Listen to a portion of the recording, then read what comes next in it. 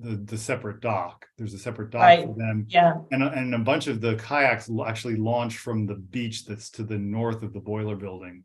So they're not just using that low freeboard dock. They're splitting up their demand on the site to 2 locations. Okay.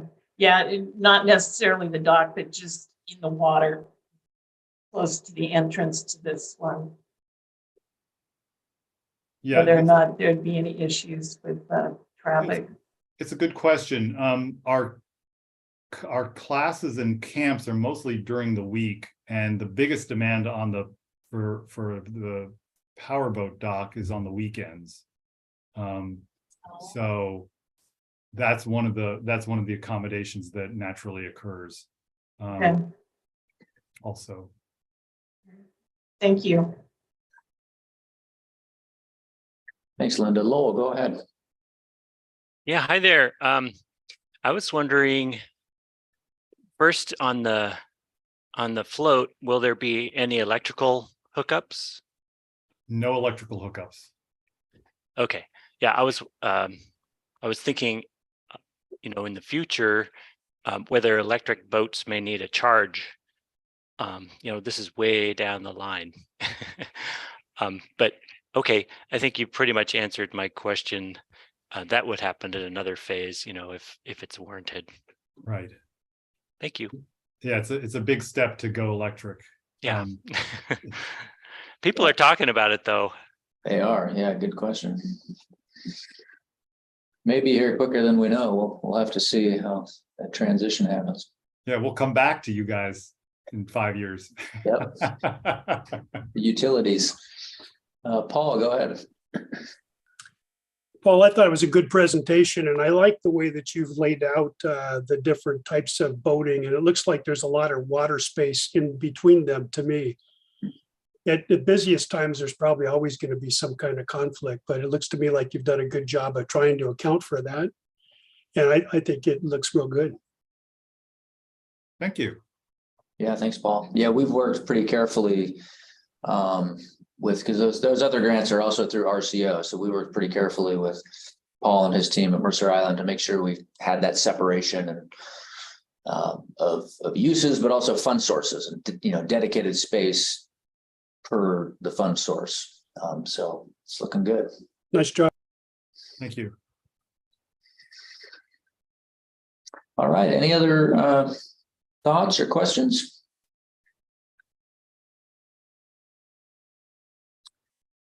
All right. Well, thanks, Paul, for joining us. Appreciate it. Yeah, thank you. I really look forward to your feedback. Whatever, pass it my way. I would love to hear from you.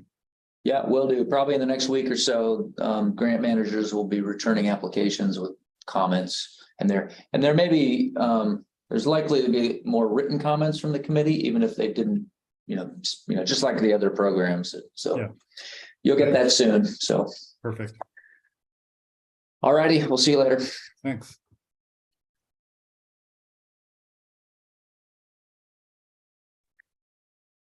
Right. Moving to Port of Grays Harbor. Looks like Molly is here to present this one. Hello. Hi, everyone. All right. I'm going to turn off my video. I'm going to hand you remote control. So double click on the screen and see if you can take that and advance, move your slides. Looks like you're moving the mouse around. There we go. There we go. Excellent. We'll go right ahead whenever you're ready. Great. Thank you, Carl. Good afternoon or good morning. My name is Molly Bold. I'm the general manager at the Westport Marina for the Port of Grays Harbor. Also here is Randy Lewis, a director of health, safety, and environment for the port. The Port of Grays Harbor is a countywide port district with 7 different facilities throughout the area. The marina is home to a diverse user base of recreational, commercial, charter, and pleasure vessels. I am here today to tell you about the Westport Marina Boat Launch Transient Moorage Replacement Project. This slide shows the regional location map to help you familiarize yourself with the location of our facility. Westport Marina is located in rural Grays Harbor County on the Pacific Coast within the city limits of Westport. We are one of few boat launches with direct access to the Pacific Ocean on Washington's coast. This slide is taken from the Port's rec plan and shows the wide user base of boaters from all over Washington State, Northern Oregon, and Idaho and beyond.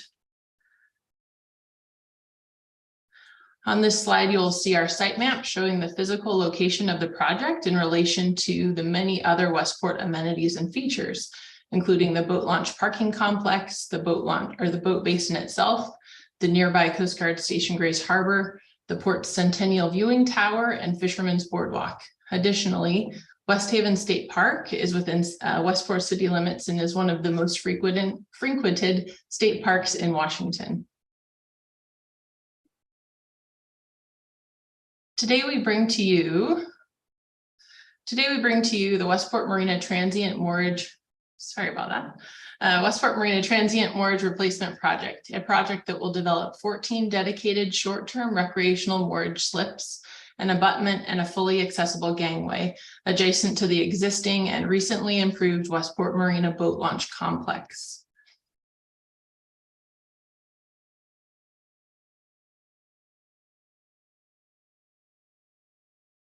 The Westport Marina, sorry, having a little bit of problems with my slides. Sorry, guys.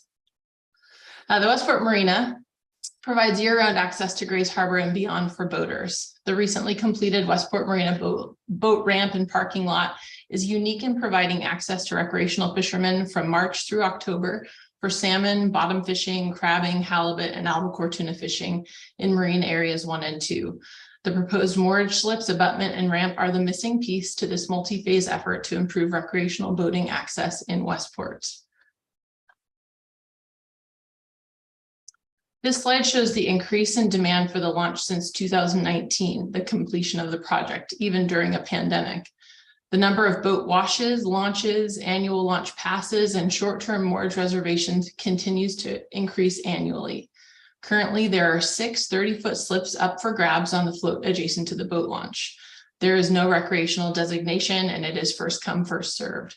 The project will more than double the number of available slips and dedicate them solely for use by recreational boat launch users. While the surrounding docks are primarily commercial in nature, it is essential these slips are maintained for such use.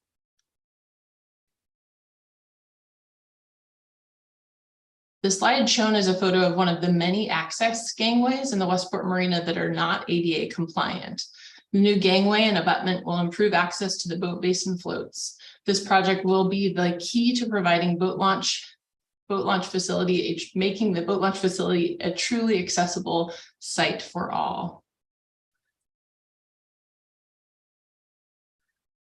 The docks addressed in the proposed project are currently 40 to 45 years old. As you can see in the photo, they are overbuilt and oversized for their use. All fingers are less than 4 feet wide.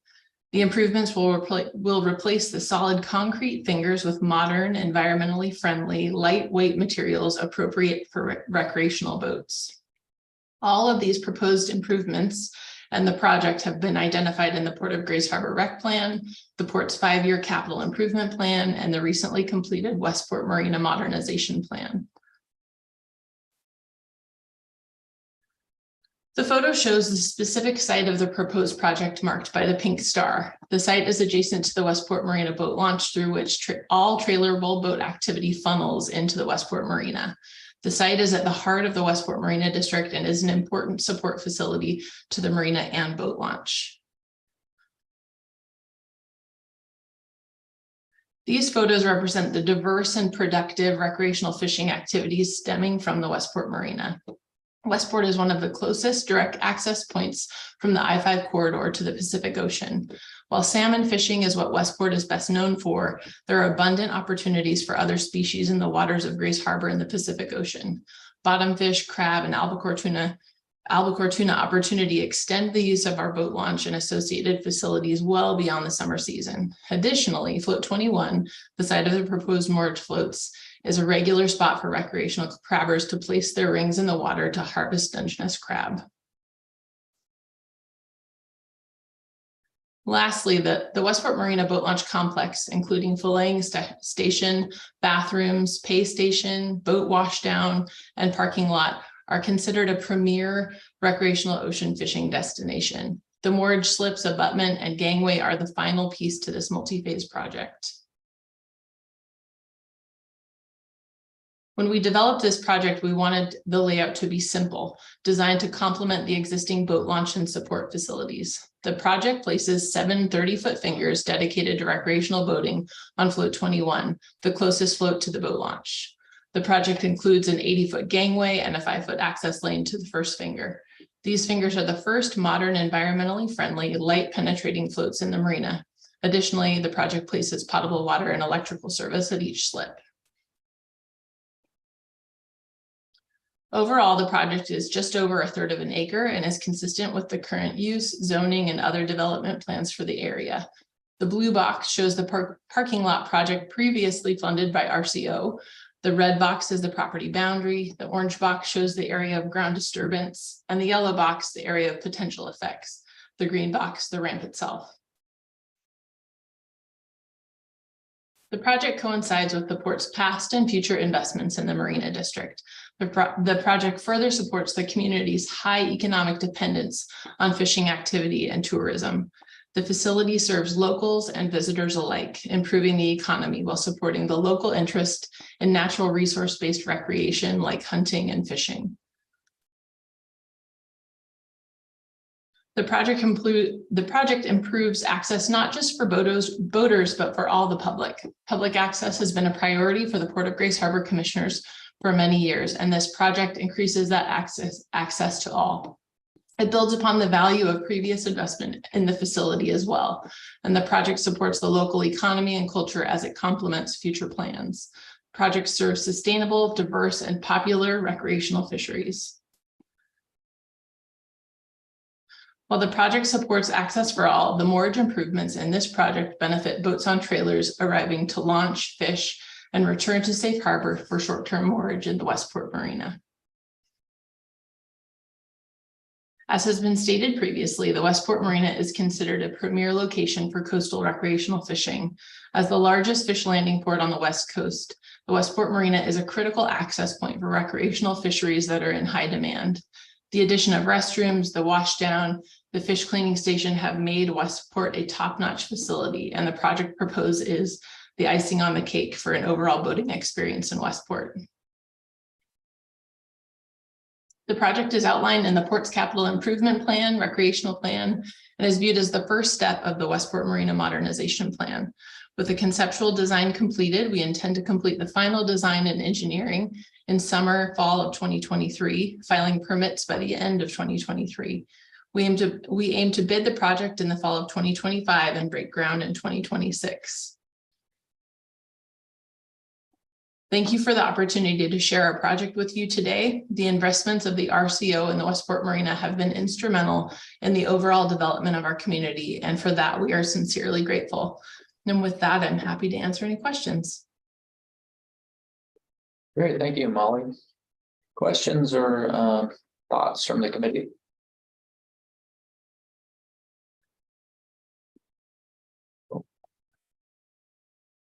Hold on. Linda, go ahead. Hi. In your picture of the pier with the fingers, I'm wondering where the 14th slip is. Is it right against the shoreline? Actually, no, there's probably 20 to 30 feet there between the bank line and that first finger. Oh, yeah, I couldn't tell how easy it would be to get in there. To get in there. All right. And then you have a 25% contingency added. What are you expecting to go wrong? I think in working with the consultant that helped us with the concept design, in light of the current state of supply chains and the economy and construction, that was just safeguard in our planning efforts. Of course, we'd prefer it not to take that contingency, but. Okay. Thank you. Thank you. Thanks, Linda. Good question. And just so you know, Linda, we and others, we routinely tell our applicants to include some sort of factor for inflation contingency. In our PRISM application system, we don't have like a separate line item for tax or inflation or contingency or, those sorts of things. So we tell folks, just build it right into your cost estimate, knowing that it's probably going to be at least a year from now, sometimes 2 or 3, depending on permitting, before you're actually bidding and going to construction. So we want folks to ask for enough money and not come up short. So that's why we do that. Is 25 the usual amount? What's that? Is 25% the usual amount? I mean, it just depends on each, from one project to another, like how it could be, if they're anticipating construction within a year, maybe to be a little less, but if they're anticipating construction in 2 to 3 years, like they have a significant core permit or something to get through. So it just sort of depends on the location. Could be a location too, like out on, this is a little more remote than say Seattle, but not quite as remote as like San Juan's. So just, but we want applicants to factor something in for their given situation. So. Okay. Oh, good to know. Thank you. Yeah. Lowell, go ahead. Hi, yeah, Lowell Dixon, Department of Natural Resources. So I guess one question is, I'd like a little more information on how these finger piers are going to be used. Kind of like, I was wondering what the typical user would use them for and how they would use them. So if you could provide that, I think it would be additional kind of background to this. And then the other thing is, I know that out here, I don't know about this close in, but there have been sea lions that like to climb up on the docks. So I did have a question about whether that would be any kind of a management issue that you need to address. I think that's mostly my 2 questions. Great, and thank you for the questions. Were you wanting me to address those now or put them in my presentation in later on?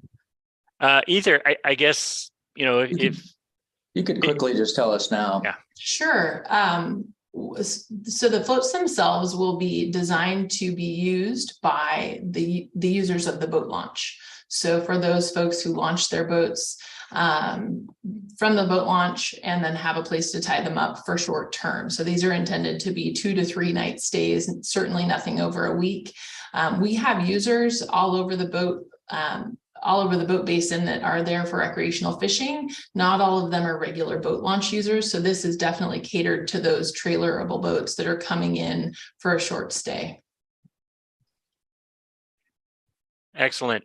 That helps a lot. Thank you. Yes, and we love sea lions, but we do our best to push them along. So it is an ongoing management issue for our staff. Of course, we take that very seriously, and we utilize all means that are permitted to manage the sea lions, but it is ongoing, to be entirely honest. Do they come into this basin here with all the boat traffic and everything? Do they come in this one? They generally don't come in that close. They like to stick out at the end of the floats on those very, the end ties. We've not seen them as close as these slips here we're presenting today. Gotcha. Okay. Yeah, something I wouldn't even have thought of, but yeah, good question. Paul, did you have something? I wasn't sure if your hand was still up or if you have a question. Yeah. Hey, Molly, how are you? Hi, Paul.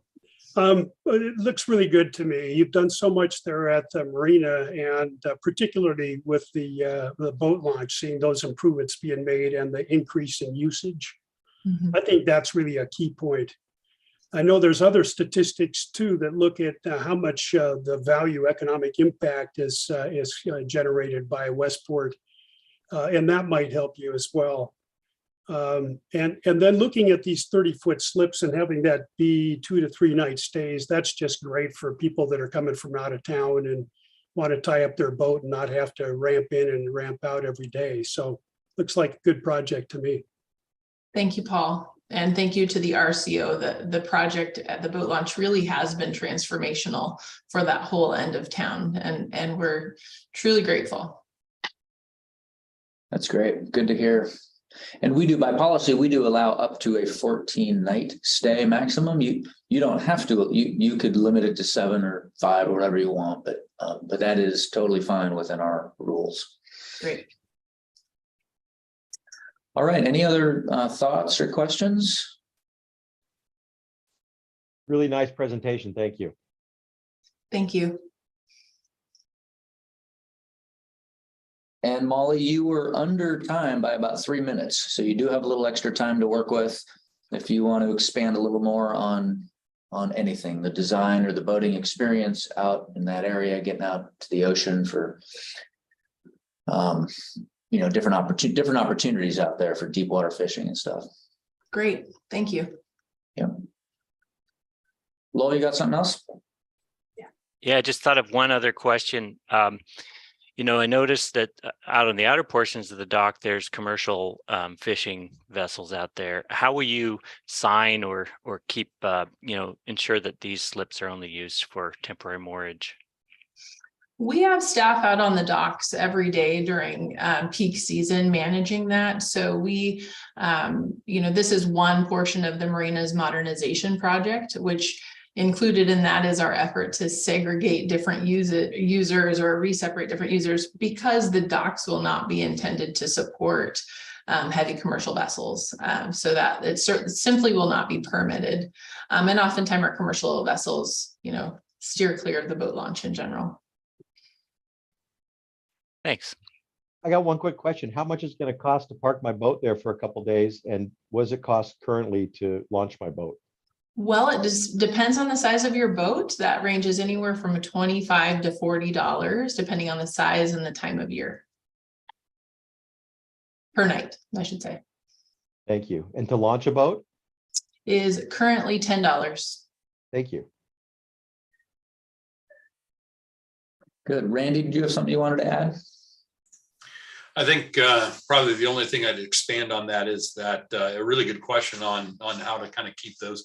The marina is undergoing completing a modernization kind of plan, and the rest of that float is really going to be modified for much larger commercial fishing vessels. So this will fill an area, but the vessels that are going to be using that area primarily won't be suitable for trying to get into a 30-foot slip.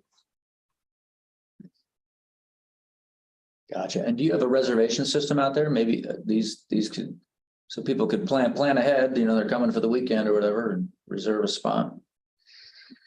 We do. Actually, our office staff is fantastic. They've implemented a new management system that is very intuitive and user-friendly for boaters coming in from out of town. So so far it's working well. We used to refer to this area of the marina as the Wild West, between our old boat launch and parking lot and moorage floats, and it's very streamlined and organized now. Great. All right. Well, thanks to you both. I don't see any other hands, so appreciate you. Oh wait, Greg, you got something? Yeah, that was a great presentation. It's a great project. And also I think that a lot of people don't quite appreciate how important Westport is in terms of access for the whole coast of a quality experience. There might be a few other accesses, but they're really problematic a lot of times. So it does really give people access to the coast of Washington. So good job, and great to have that part of that modernization plan. That's pretty interesting. Thank you. Good. Thanks, Greg. All right. Well, we will see you guys again in February for evaluations. Thanks for joining us today. Thank you. All right. Bye-bye.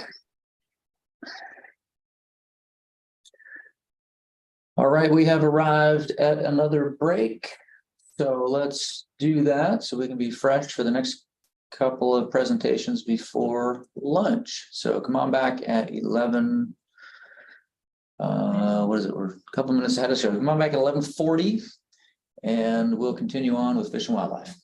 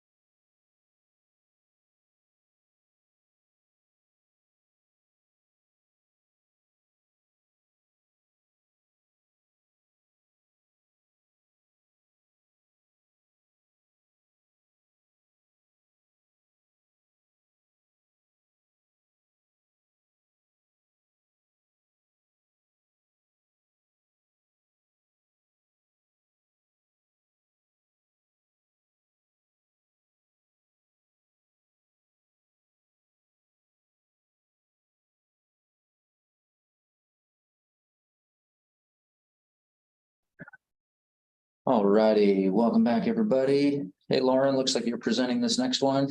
Yeah, thank you. Will I be able to share my screen? No, I'll launch your presentation here. Okay.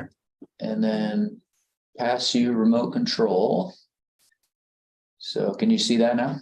Yep. Great. All right, here, I'm gonna first turn off my video. There you are. All right, double click on the screen. You should be able to take control of that now. Perfect. All right, looks like I have it. Cool, we'll go right ahead. All right, well, thank you everybody for having me. My name's Lauren Brokaw. I am the Assistant Wildlife Program Manager in North Puget Sound for Fish and Wildlife. And today I'll be presenting on phase 2 of a boat launch we're planning in the city of Stanwood. So my first couple of slides here will kind of orient you to where this launch is. So it's along the Skagit County, Snohomish County line here shown in this star in North Puget Sound. Zooming in a little further, you can see it's within the city of Stanwood. To the south is the city of Everett and Marysville. To the north is Mount Vernon, Burlington, Skagit County. Immediately to the west is Camano Island. And the water bodies surrounding it, to the north is Skagit Bay, and to the south is Port Susan Bay. Zooming in a little further here, you can see it's at the mouth of the Stillaguamish River. It's along Highway 532, which is the main highway that connects the city of Stanwood and Camano Island with I-5. And here in the yellow outline is the property itself that we're planning the boat launch facility. It's a 2-acre piece of property that's owned by the city of Stanwood. And so one of the main reasons why a boat launch here is important is because of just the amount of public land that's nearby that's best accessed by boat.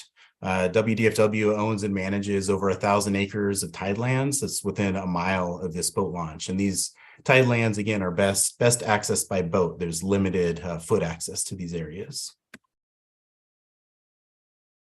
And although there's so much public land surrounding it, there's just not any good boat launch alternatives nearby. The nearest launches to the north, we have a boat launch in the Skagit River. It's about 10 miles away. And then to the south in Port Susan Bay, near the other fork of the Stillaguamish River, is a boat launch, which as the crow flies is not very far away. But the area where you'd have to take a boat to access, if you follow that trail, is about 9 miles. And both of these bays are pretty exposed to the weather. So the shallow draft, small boats that would be accessing these tidal marsh habitats aren't really suited to make the run from the existing boat launches.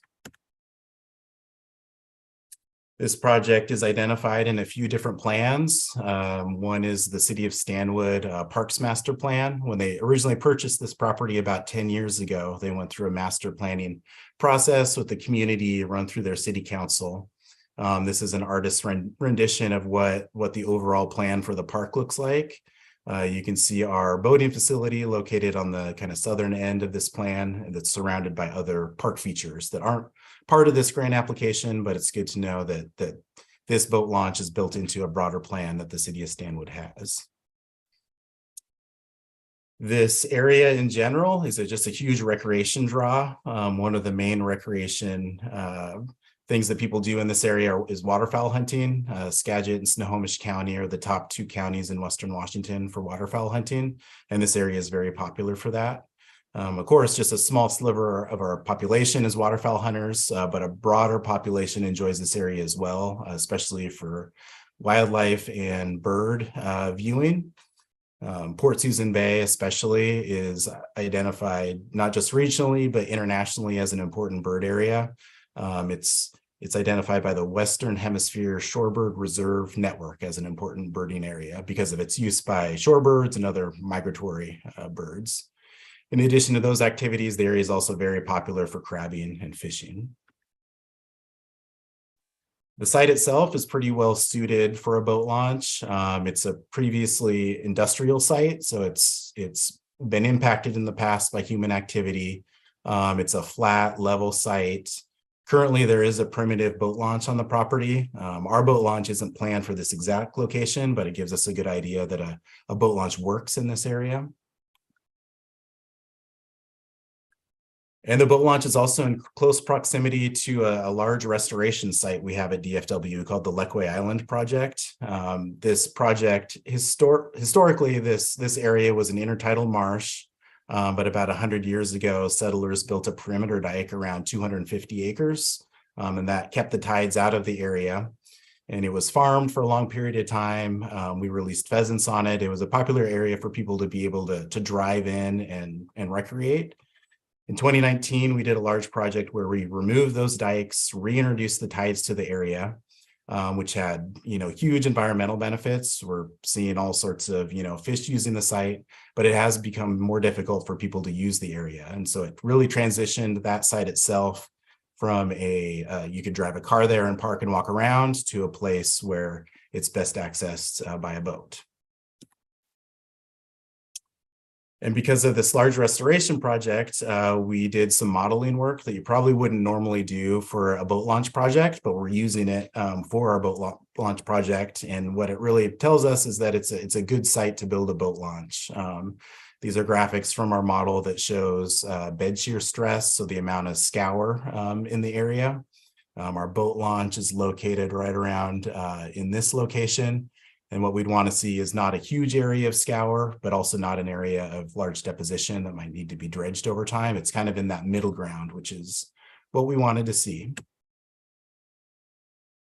Here's the project design itself. And so the main elements are a concrete plank boat ramp located right in here, along with a paved area for a turnaround for boat launch, and then some boat trailer stalls. There's 9 trailer stalls plus 1 additional ADA trailer stall. We're building a restroom facility in this location. That'll be a flush toilet that the city will take on.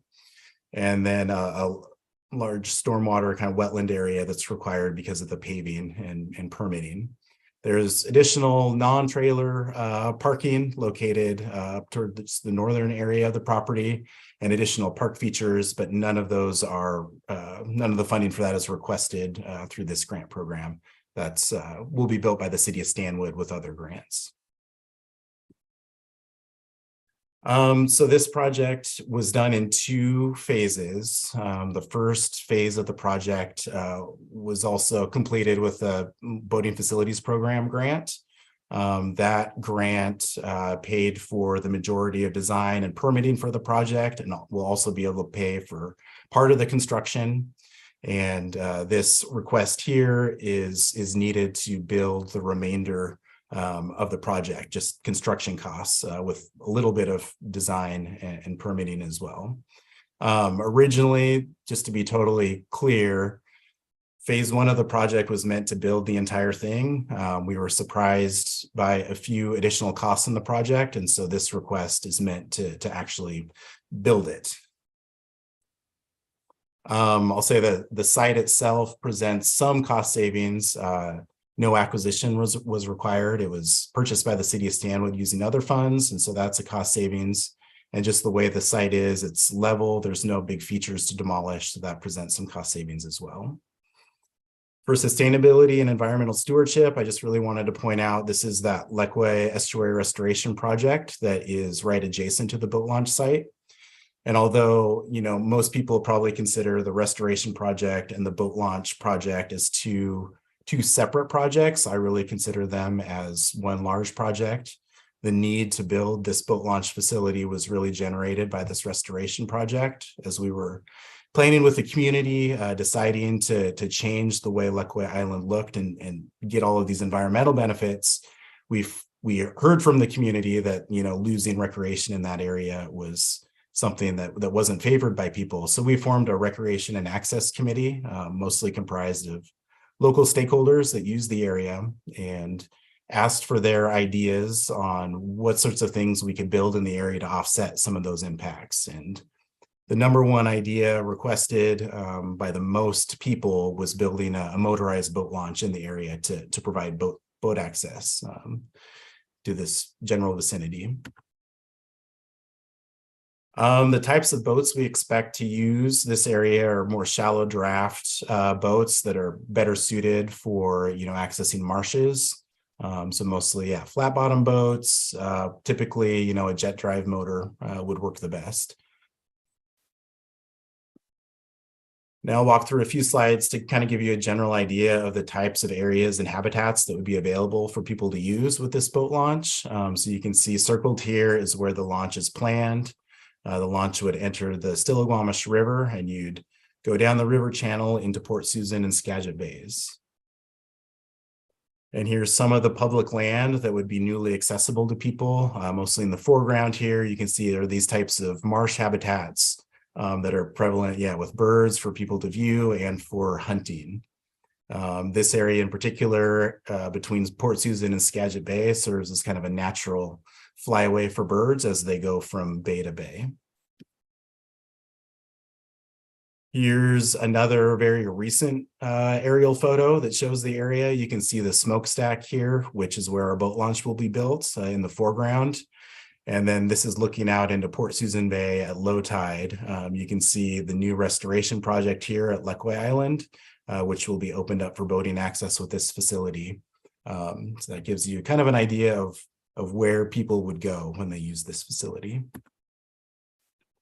For community support, again, we organized a large community effort in deciding to put a boat launch here. We have letters from the city of Stanwood, Snohomish County Parks, Ducks Unlimited, and then individuals that participated in that recreation and access committee that are mostly made up of hunters and bird watchers. Because this is phase 2 of the project, phase 1 got us ready to be very close to actually being able to build the project. We completed our permit level design already, submitted for the majority of the permits we need to build it. We expect to have our permits in hand within the next several months. And then we will finalize our construction drawings and then go out to bid to actually construct the project. We are looking at this next construction year. We'll probably be ready to build it by then. It'll mostly be a question, I think, of when the funds will actually be in hand for phase 2 from RCO. And that is what I had prepared. Happy to answer any questions or discuss the project. Great, thank you, Lauren. All right, questions or comments from the committee? Linda, go ahead. Hi, I was actually expecting a presentation on the restroom. Is that not correct? The proposal was for the restroom? So is that? There is a restroom that's part of the overall project, and this phase 2 of the project pays for construction of the restroom, but it also does pay for the parking as well. The actual ramp that goes into the water, we're setting aside funds in phase 1 to build that portion. But yeah, I guess I was planning on talking about the overall project to give the committee a view of kind of everything that we're planning for this site. Okay. You may want to include something about that. The diagrams that were on this site showed, I had a question about your restroom. It looked like it was going to be a Cortez vault or a Cortez flush restroom, but you have a Tioga, which I think is a vault listed. And for the cost estimate, and I don't know what the difference would be, is it, and you're putting in sewer and water, so I assume it is the flush Cortez restroom that's going in? Correct. Yeah, water and sewer will be built onto the site as part of the project. And it looks like John is here. He's the engineer that's thought about those types of details more than me. Right. Yeah, this will be a flush toilet system with needing water, sewer, and Okay, yeah. electricity. In your notes, you have a Tioga listed. So I don't know if that's the correct one for your estimate. Okay, we'll double check. Yeah, okay. Okay. Thank you. Oh, can I ask one more question? Of course. And then, yeah, between the two phases, I saw the 9 pilings being removed in phase 1, but they're moved to this phase 2 also. That's just an additional scope change that happened. Correct. And John, you might have more details about the piling work, but that's something we've been negotiating with DNR as we've gone through this permitting process. I think we anticipated needing to remove some pilings, but that scope has kind of grown over the last 6 months as we've gone through permitting. Oh, And we'll okay. clarify that in our final presentation. Thanks for bringing that up. Okay. Thank you. Good, thanks, Linda. Other thoughts from the committee or questions? Eric, go ahead.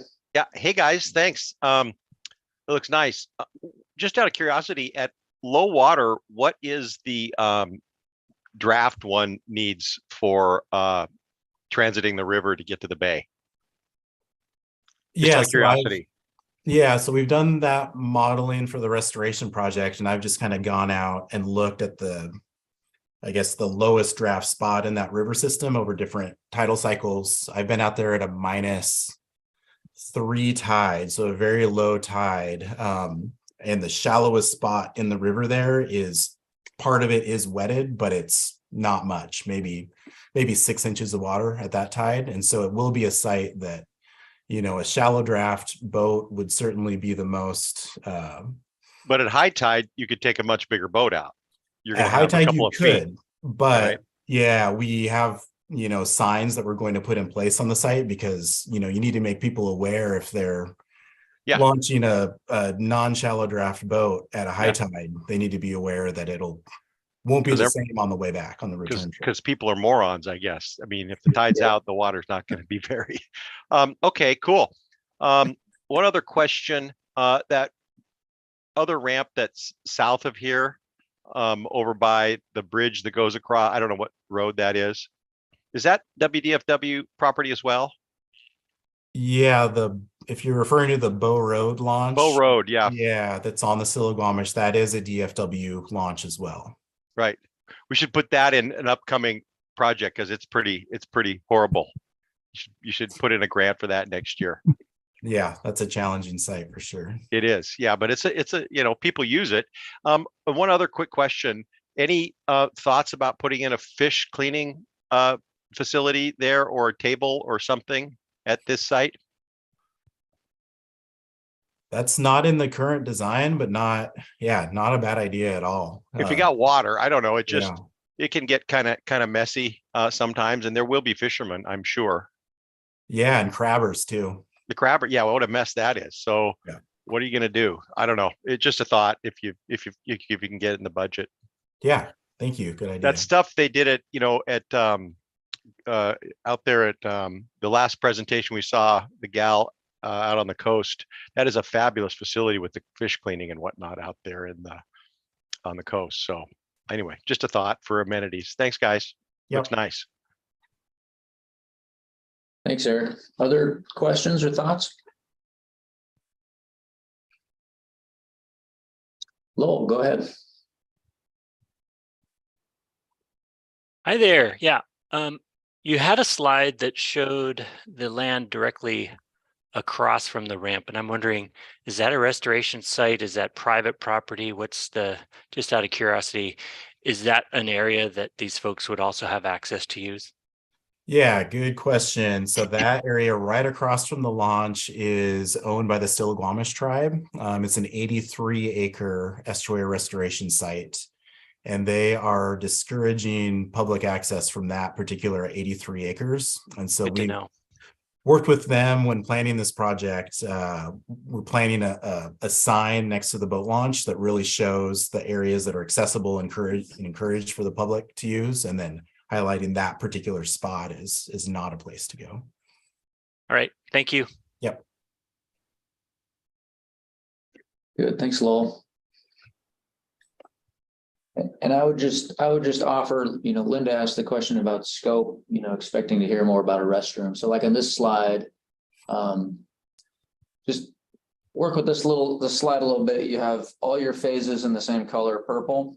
And so for me, it was a little confusing. So just something you could pretty easily clean up, I think, to tell the story, like, okay, here's what's going on, and there is this other phase, and then just be clear what this grant is doing. So because that you'll be scored on this particular project. So I think it'd be pretty easy just to clean, color code, phase by phase or something, so we can really quickly and easily see what's already funded, what the city might be doing, and then what this grant is doing. Okay, will do. All right, anything else from the committee? Carl, how much time did Lauren have? Oh, that was a good question. I hit the timer and then I forgot to look at it when he finished. My apologies. I think I stopped at 11:53 or thereabouts. So I think it was really close to being right on time. Okay. But I forgot to jot down when it reset. My timer reset itself, and then I usually jot down if you're over or under by a minute or two. So my apologies on that. All right. Well, thanks, guys. We'll see you back here in February for the evaluation. All right. Thank you, everybody. All right. Thanks. See you later. Yeah. Bye. All right. We got one more here before lunch, Port of Paulsbo.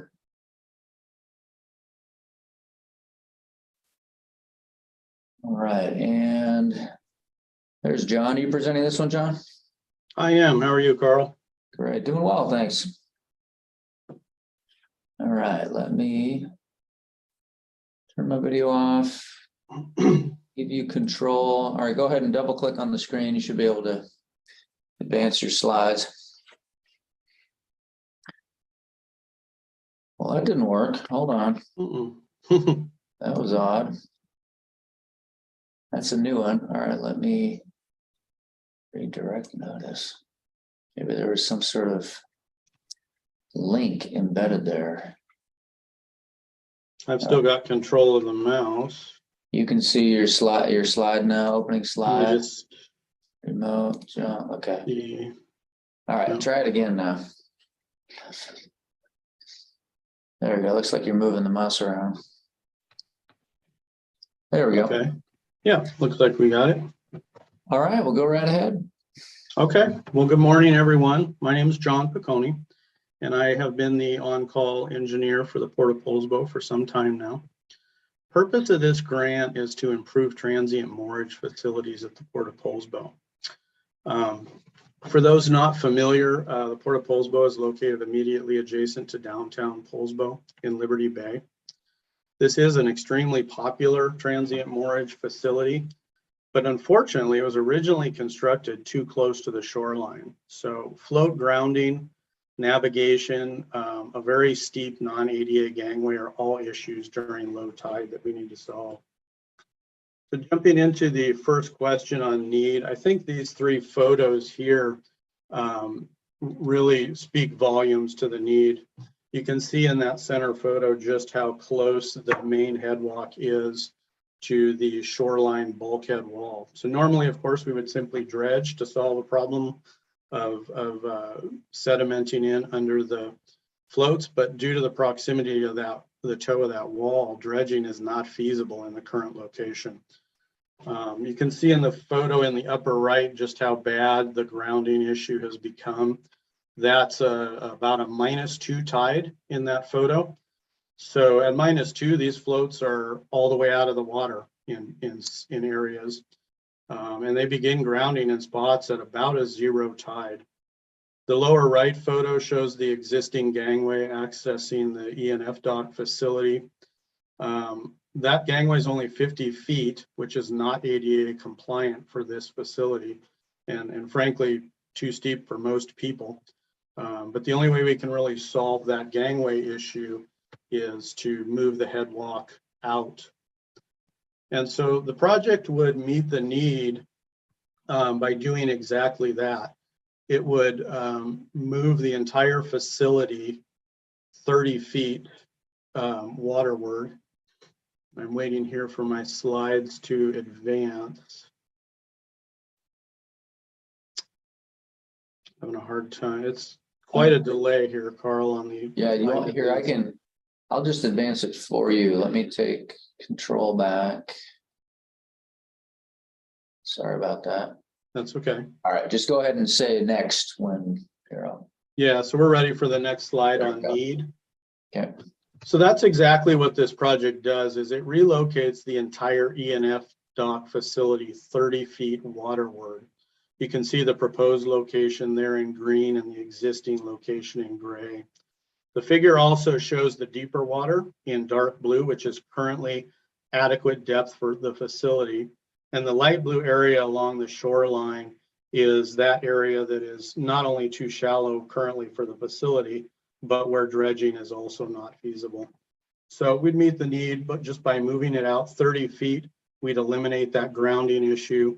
And we would also create sufficient room to solve the gangway issue that I mentioned by installing a proper ADA 80-foot gangway.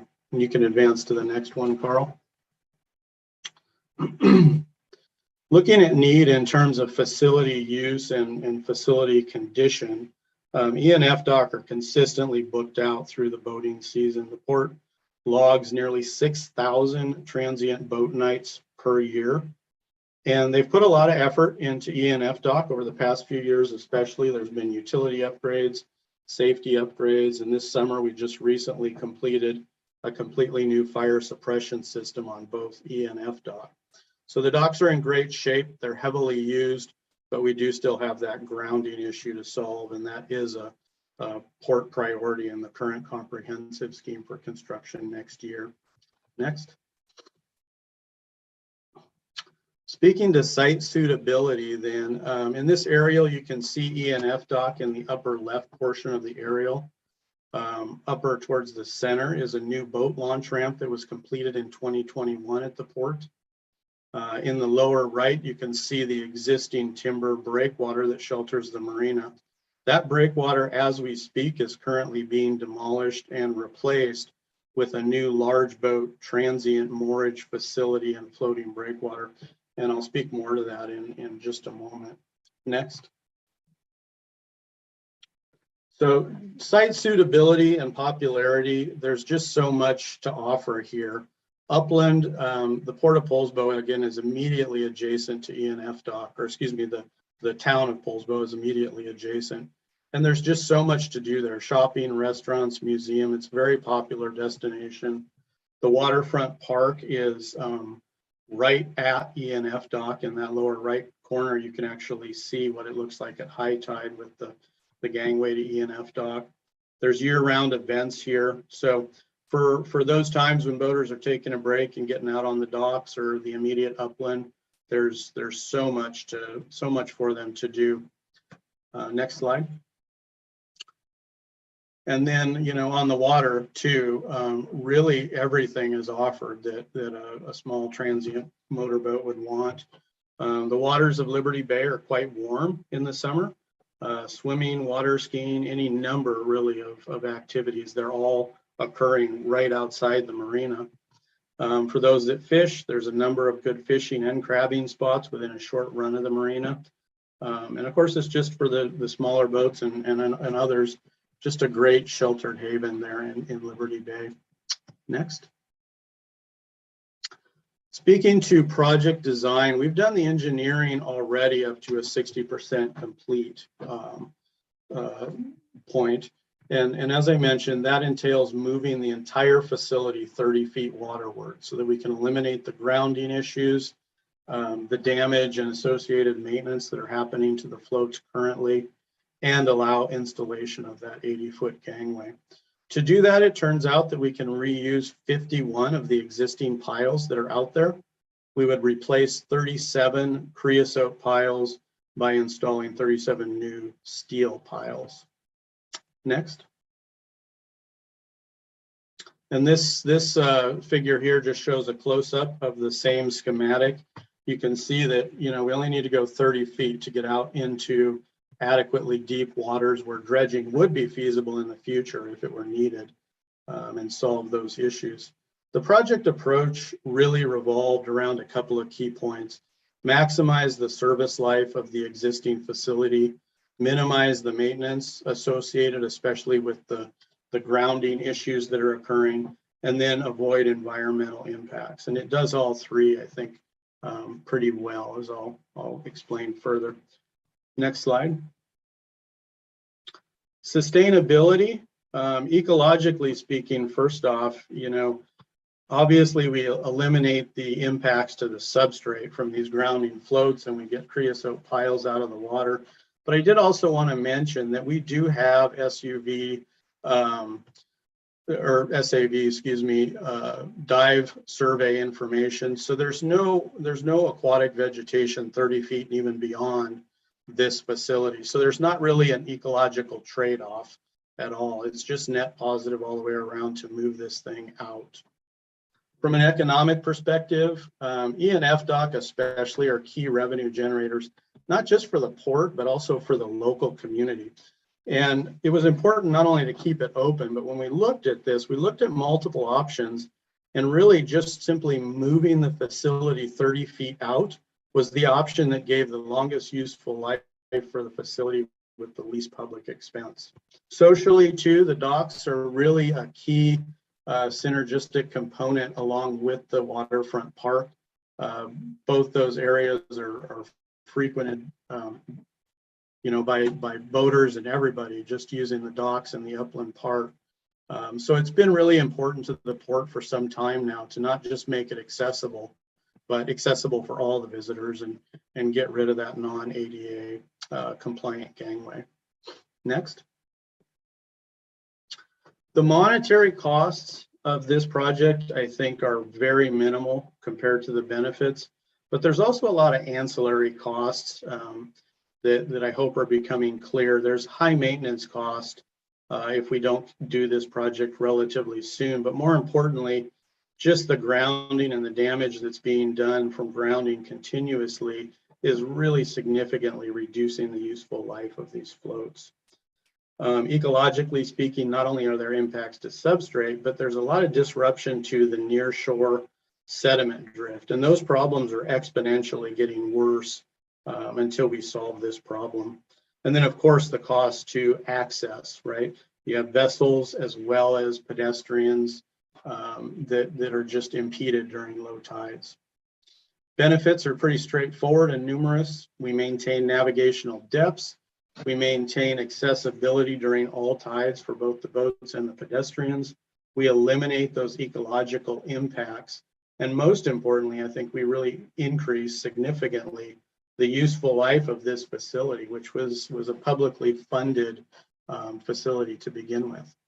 Next slide. Addressing question 8, boats on trailers. I'll draw your attention first to just those metrics in the lower right. We have a total estimated project cost of just under 1.2 million. We have prorated that total project cost for an eligible project cost at 724,000.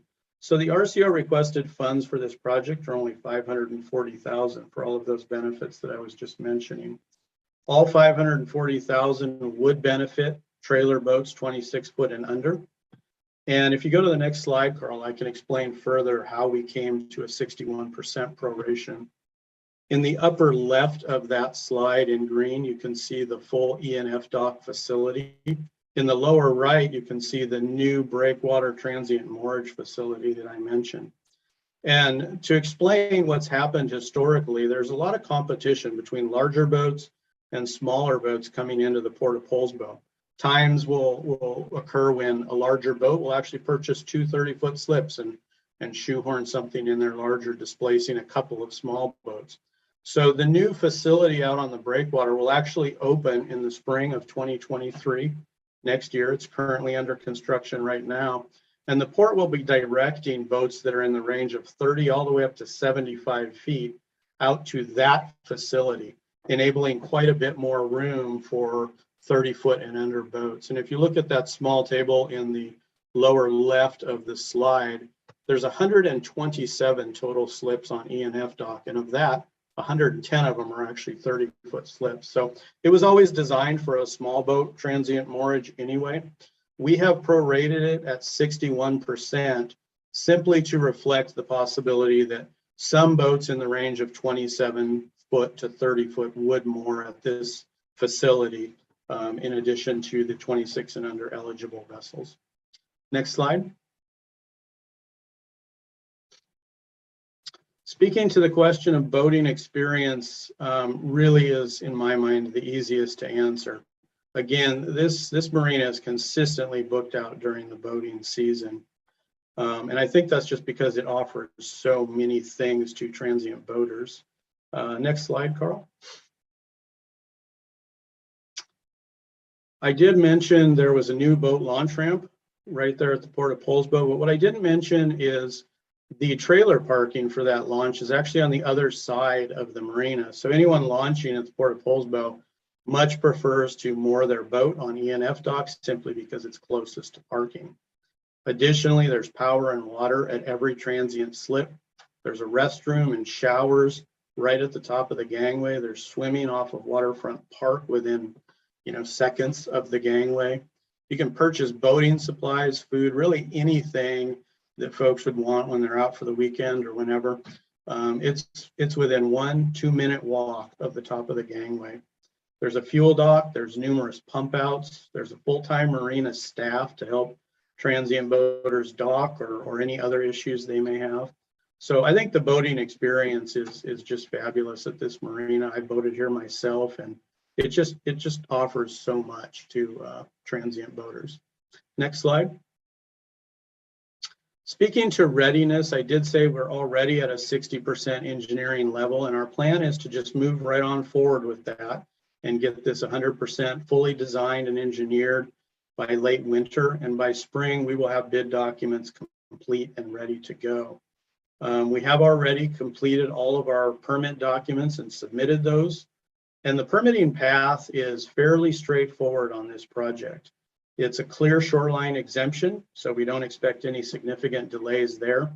It's also completely designed to fit squarely into the SNAP programmatic. So everything on it is, we're at 70, I think 75 or 76 net positive points. It fits in the programmatic. So I would fully expect we would have permits on this project by summer, if not sooner. The funding timeline, of course, you all know that, but this schedule is dependent, unfortunately, on RCO assistance. The port just has stretched their budget as far as they can, coming up with, almost 60% of the total project cost, and wouldn't be able to fully fund it on this timeline themselves. But with funding, we would be ready to publicly bid this by early summer of 2023. And the thought there is we'd be doing all of the construction, the contract admin and the material procurement through the summer months during the boating season, and then be ready for on-site construction in mid to late September of 2023 when the boating season begins to wind down a little bit. Next slide, and I believe that's the last question. So from there, I'd open it up to any questions that anyone has. Great. Thank you, John. Nice presentation. Questions, comments from the committee?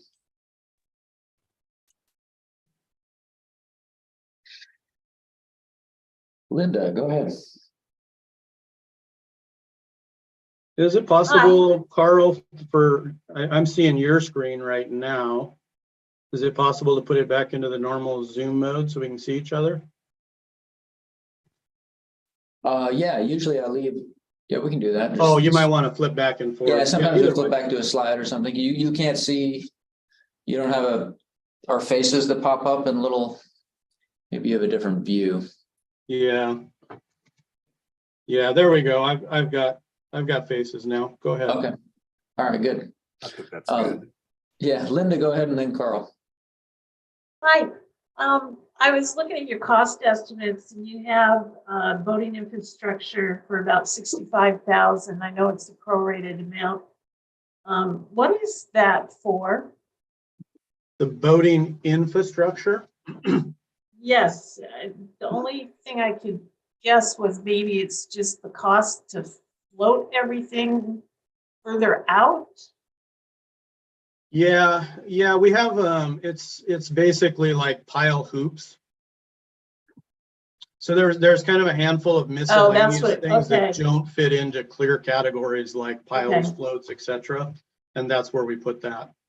Okay, and you're planning to do 37 pilings for, you have 203,000. What is that, about 350 without the proration? And it's 37? Yeah, all of those costs that are in the application are already prorated. Okay. So they're based on the 61% proration cost, broken down individually, if that makes sense. Yeah. All right, that's what I needed to know. Thank you. Mm-hmm. Thanks, Linda. Carl, go ahead. Yeah,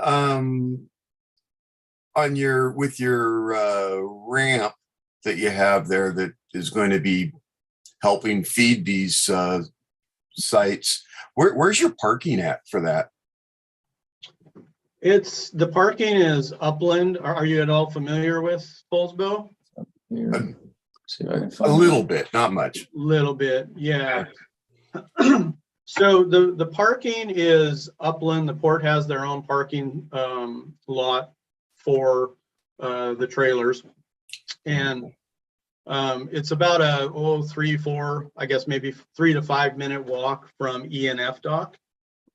But the thing is that it's a bit further from the boat launch, probably more like, 8 minutes. And of course, 3-4 minutes difference matters to a lot of people. So a lot of times boats will launch, they'll take their trailer over to the port's parking lot, and then whoever was in the boat, if there's more than one person doing the operation, they just drive around and dock at E&F dock.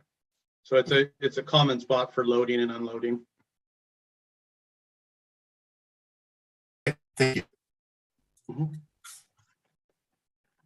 Thanks. Other questions or clarifications needed?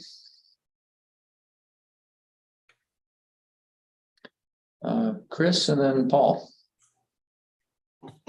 Hi, John. I'm extremely familiar with the site. I go there every day for a walk pretty much. You didn't talk much about the fuel dock. I remember this summer seeing the fuel dock sitting at about a 25-degree angle. And I was concerned just as a resident about damage to the fuel dock and, fuel lines and pumps. And you mentioned potential damage because of grounding. And also as a boater, my boat is at a different marina, but I don't use that fuel dock because my fuel fill is on the wrong side, and I have a 6.5-foot draft, and I'm afraid of grounding. You might put something in there about how we're really significant parts of the day we can only use half of the fuel dock, and it's in high demand. Yeah, and I'm really glad you mentioned that, Chris. I wish we had more than 12 minutes because I'd like to show more slides and go into more detail about the issues when the tide goes out. But you're exactly right.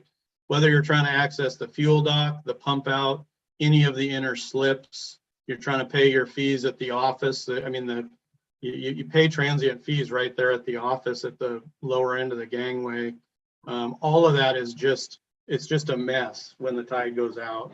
Lots of safety issues, lots of infrastructure damage issues, lots of access issues all around. Yeah, maybe somebody else could speak to it, but I would say if you were going to make time for more fuel dock discussion, I don't know how familiar everybody is with this town of Poulsbo, but all the nice things that happen throughout the year. Maybe to me, it's too much information. I don't know if everybody else found that information necessary or not. Somebody else can weigh in on that. Okay. Thanks, Paul. Go ahead, and then Lowell. Well, Chris, that's kind of what I wanted to talk about. I know Poulsbo pretty well, and from a boater standpoint, there's so much to do there. I think it's just spectacular. And you look at most marinas don't have as much located next to them as Poulsbo does. It's really self-contained, so you can do all kinds of things there and the events as well. And I think that just adds to the benefit of the project. But I thought it was a really nice presentation, John. Good, thank you. Go ahead, Lowell. Yeah, great presentation, great project. See in fruition here. So what about sewage pump out? I'm guessing there's one here somewhere. So I would mention that in your talk, just under the sustainability element but I'm wondering if it's going anywhere on the E or the F docks. It is, yeah, it's right there at the head of EDOC. And that whole pump out is not accessible during low tides. Yeah. And actually the whole line ends up on the mud when the tide's out. You know? Yeah, I would include that, mention that in your talk. Okay, will do. Thanks. Excellent. Go ahead, Greg. Yeah, hey, John, Greg Newman with Port of Kingston, great presentation. And it is a great project. I think that so people don't realize too that the port limits, you don't have as much uplands access than you depend upon the city. So, I understand like all these ports and all these marinas are basically looking for funding in order to be able to maintain them over the long haul. And, I think that's why we're so dependent upon RCO. But I've seen all your projects and they're always very well considered and thought through. And I think you get most of the points. I would echo though Chris's concern, and the fuel dock is a critical component, and it's critical if you have 6,000 voters. So I think pushing that point is pretty important, because that really would probably increase the throughput and the visitation by people in Paulsboro by having a fuel dock that's always available to serve those voters, especially the power voters, obviously. But great presentation. Great, thanks, Greg. I will do that. All right, thanks. Other thoughts or questions? All right, I'm not seeing any other hands. Well, thanks, John. Nice to see you. You too. Have a good afternoon. We'll see you back here in February for evaluations. All right, thanks, everybody. Appreciate it. All right, bye-bye. All right, lunch break. A little behind schedule. Folks, good with staying on track? That gives us about 40 minutes for lunch. Is that all right? Come back at 1:10. All right, I don't hear any objections. We'll do that. All right. See you back here at 1:10 for Fish and Wildlife.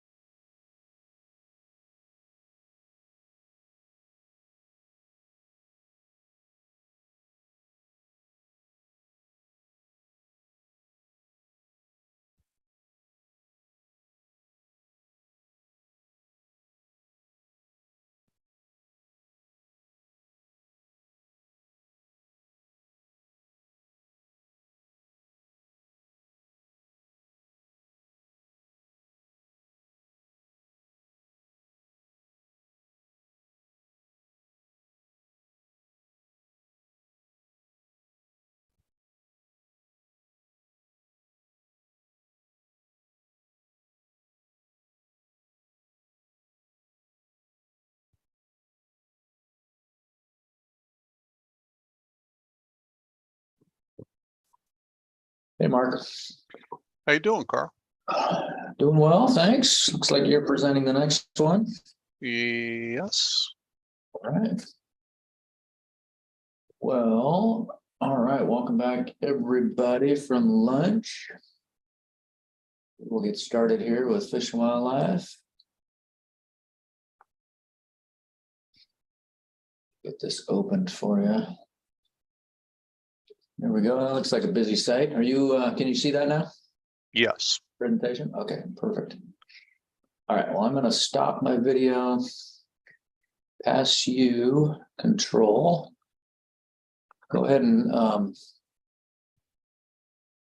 spinning, just see if you can double click on the screen, see if you can take that and advance the slides. There we go. Looks like it's working. Okay, good.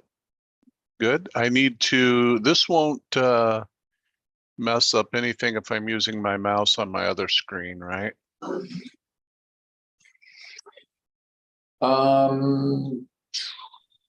Like Uh-oh. from one screen to the next, or Yeah. Yeah, maybe I should just advance the slides for you. Do you need your? Oh, okay. Let me take back control. Yeah, if you need your mouse to do something else, like scrolling with your talking points or something. Yeah. All right, I'll just say next, and I'll advance it for you. Okay, that'd be great. Cool. All right. Well, whenever you're ready, go ahead. Okay. I'm Mark Peterson. I'm a warm water fish biologist for Washington Department of Fish and Wildlife, and my home office is the Region 2 headquarters in Ephrata. So I'm ready to begin if you are, Carl. Yeah, go right ahead. Okay. Glenn Williams Boat Access is located on Potholes Reservoir in eastern Washington within Grant County. Next. Glenn Williams Access falls outside of the urban development zone and serves easy access to surrounding communities, 1 hour from Ellensburg and Wenatchee and 2 hours from Spokane in the greater Seattle area, as well as only 15 minutes to Interstate 90 for statewide travelers. Next. Project need. The boat launch is nearing completion from phase 1 work, and the ADA boat loading platform is also in place. Due to worker shortages and inflation during the pandemic, not all previously approved phase 1 renovations were able to be completed. Next. Project need. Boat loading float. The loading float is inoperable and has been removed. Damaged roller guides prevented adjusting with the water fluctuations, and the float was permanently damaged. Boaters can no longer attach their boats to the float and are forced to beach their boats along the rocky shoreline. Next. Restrooms. Old restrooms are out of code, non-ADA, unsanitary, and need replacement. Next. Parking. Paving needs to be completed to improve access for all sizes and types of boats and vehicles. Annual maintenance costs have been increasing for many years, and paving will reduce costs of gravel, grading, manpower, and weed spraying. Next. Underserved. Anyone requiring ADA assistance for their boating needs. Next. Women, including single mothers, are another user group served well by this project. WDFW is currently very active in promoting women in fishing with improvements to the access, ADA compatibility, restrooms, paved parking, and a user-friendly boat loading platform. Boating activities will be much easier and less intimidating for new or inexperienced boaters. Next. Also underserved are present, former, and retired members of the armed forces. In a military-wide census conducted in 2015, 44% of the individuals were either ethnic or racial minorities, and 15% were women. Potholes Reservoir lies within a 2-hour proximity of 2 of Washington State's largest military bases, and Grant County is home to an Army National Guard unit. Also very important is the ability to serve military spouses and children. Next. And underserved are all boaters represented by all socioeconomic classes. Next. Due to gravel parking areas that become inundated with water and potholes, we noticed the boat launch is primarily used by persons with large pickups. So underserved are also persons with smaller vehicles like crossover SUVs, vans, and full-size sedans. Next. Potential use, all boaters and those requiring special assistance for boating access. To meet this need, this grant will be used to renovate the existing access to allow all boaters to moor away from the rocky shoreline, provide ADA boat mooring and loading, restrooms, and streamlined parking with improved safety. Next. Site suitability, location, and size. Glen Williams access is located at the southeast corner of Potholes Reservoir, 13 miles east of I-90 at Moses Lake, and is 4 acres in size. Potholes Reservoir contains several boat access points, including Potholes State Park, Blythe, Mardon Resort, Lynn Cooley, and a dirt launch along the northern Crab Creek Arm. While other launches are present at Glen Williams, are present on Potholes, Glen Williams is one of only 2 launches usable during the midsummer and fall reservoir drawdown, and the only access that offers launch protection from frequent windy conditions and no overnight camping fees. Next. The current site has been previously developed and is flat with a gravel parking area, camping areas, minimal pavement, a boat launch, an ADA loading platform, and 3 vault toilets. Next. Potholes Reservoir is 14,281 acres located within the Potholes Wildlife Area, which serves an estimated 350,000 users annually. There are 25 annual fishing tournaments, including regional BASS Bassmaster tournaments, the most tournaments of any water in the state. Popular fisheries include bass, walleye, channel catfish, rainbow trout, and spiny rays like yellow perch, bluegill, and crappie. Glen Williams is the only no-fee boater access usable on Potholes Reservoir during drawdown periods. Next. Total individual vehicles counted from May through October of 2018 was 13,558, a monthly average of 2,260 vehicles, and a daily average of 74. Next. Project design. The scope of this project will include replacement of 3 outdated restrooms with new CXT toilets to improve sanitary conditions, ADA accessibility, and paving the boat trailer parking area with 72 trailer spaces to improve functionality and reduce yearly maintenance costs. Installing a boarding float and pilings to prevent damage to boats caused by beaching on the rocks, and also provide safe ADA access to the boats once launched, and to replace the entry gate. These improvements are designed to extend the life of this access for many years into the future.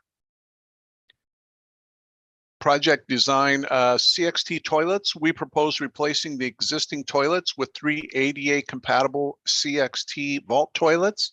The current toilets are out of code and run down, and adding new toilets will improve overall sanitation by providing ventilation to the outside and allowing outside access for pumping, as well as adding ADA functionality. Next. The boat loading float. To replace the permanently damaged loading float, we plan to install a secure, highly functional, and user-friendly boat float that will move up and down with the fluctuating water levels to prevent future damage and provide long life. Next.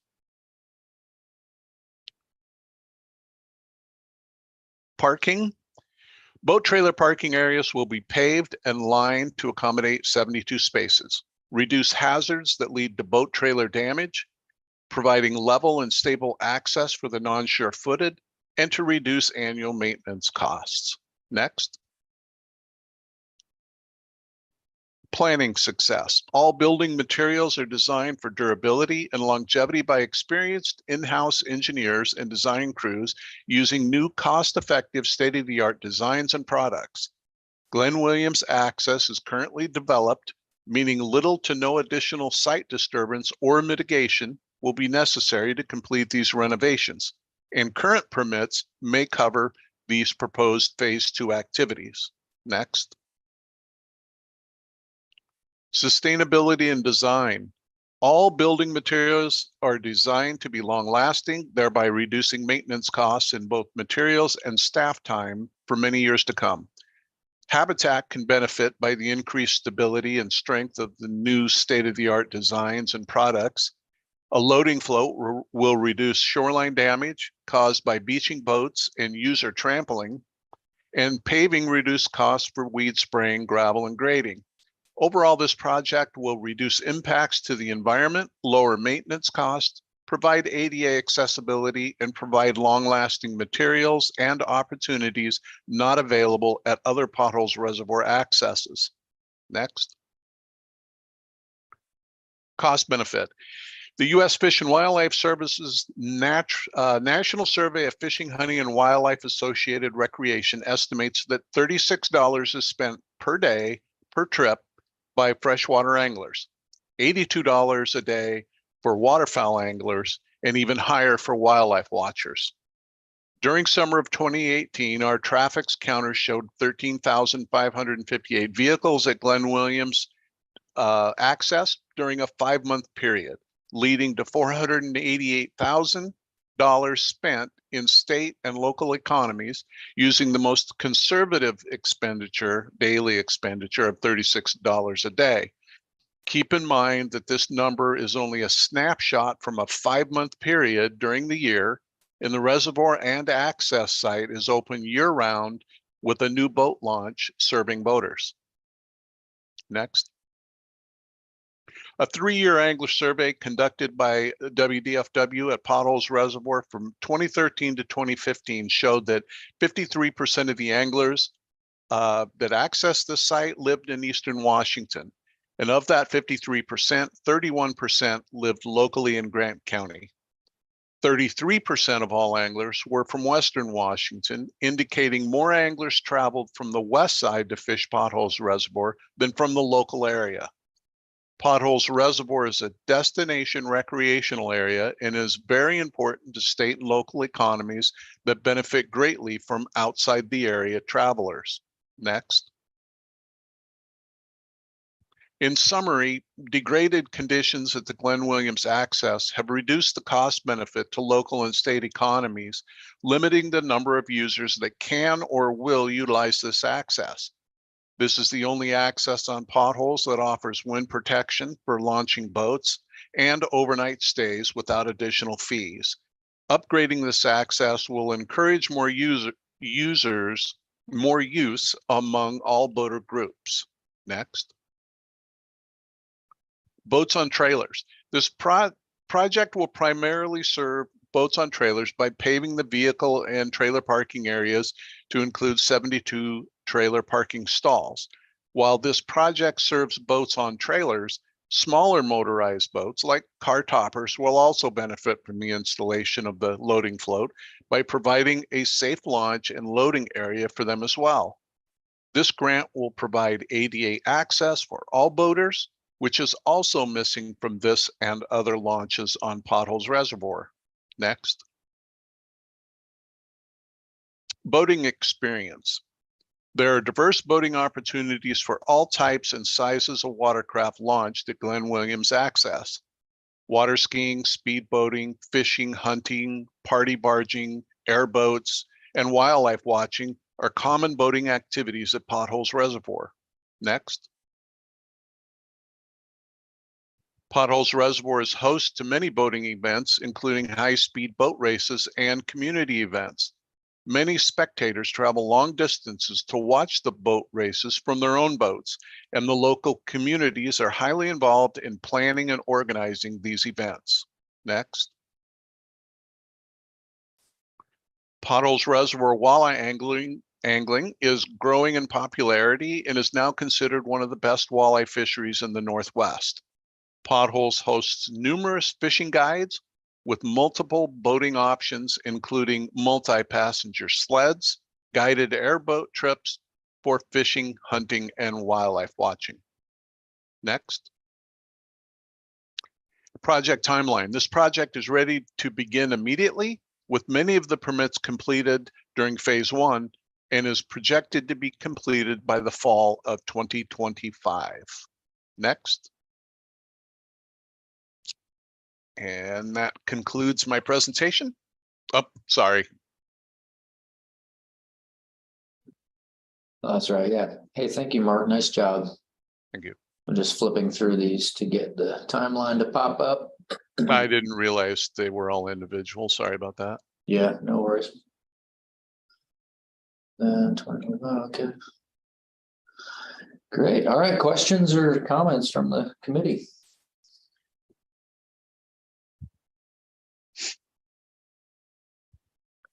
Linda, go ahead. Hi. Hi, Linda.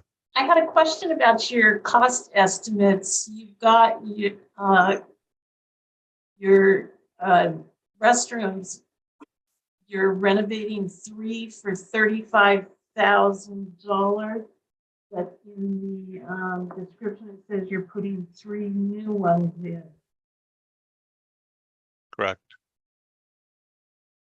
So you're renovating the ones that are there right now and you're adding another 3?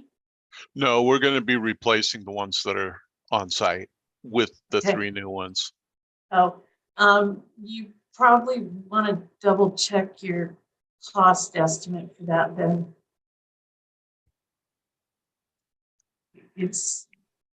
Seems low. Okay. Are any of is John Hanson? Yeah. Oh, I'm hi, here. John. Hi, John. What And can we'll you say about address that, Linda. Okay. But just to let you know, the actual cost of a CXT vault toilet delivered on site is $28,000. So when we throw in the pumping and then demolition of each toilet, we're right about 35,000. Oh, so that's the cost for just one. That's the cost for Oh, one. Yes. okay. All right. Yeah, you might want to multiply it by 3 then. Okay. We'll check that. Yeah. That's it. Oh, what are the gates for? So there's an entry gate, and I don't, for the most part, we don't close it, with the exception of times where there might be something hazardous going on. It was closed recently while phase 1 renovations were going on, but for the most part, it's open. So I don't know if there was an agreement with WDFW and the Bureau of Reclamation that we have that gate, but it's there in case we need it, and it seems to be in ill repair. So that was just one of the things that they were. Do you know any more about that, John? Yeah, it's a little steep entrance going in. So during the snow and ice, we'll have to shut it for those times for safety issues. Okay. Thank you. Yes. Good, thanks. Other questions or thoughts on this one?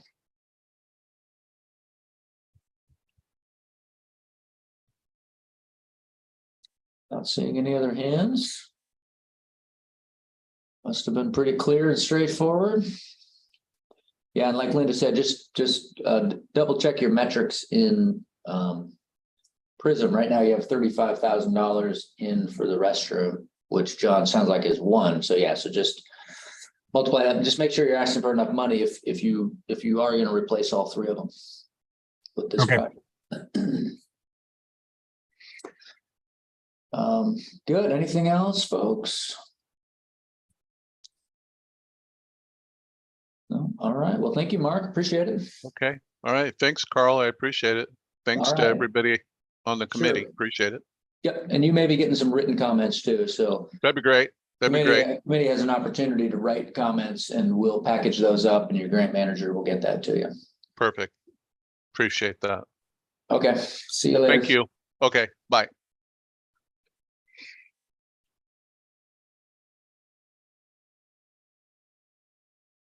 All right, another Fish and Wildlife. Looks like Jesse is here. You're presenting this one.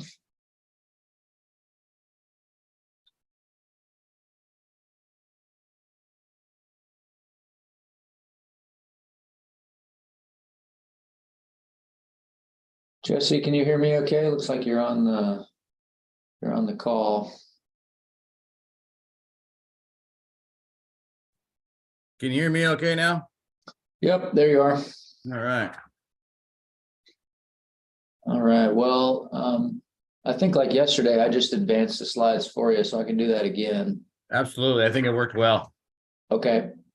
All right, well, whenever you're ready, go right ahead and just say next and I'll advance it. Okay. Afternoon, all. My name is Jesse Reeves. I'm the Water Access Manager in Region 6 for Department of Fish and Wildlife. And today I'm sponsoring the boating access restroom replacement. Slide. This project is similar to one that DFW presented a couple of years ago. The scope of this project is to replace 4 outdated restroom facilities at 4 of our popular Pierce County lakes. Crescent Lake, Harts Lake, Rapjohn, and Tanwax. All these access sites are very popular and they all have the equal need of updated restroom facilities. None of these facilities have been updated since their initial installation, which has been over 40 years ago, and none of them meet the requirements of the Americans with Disabilities Act.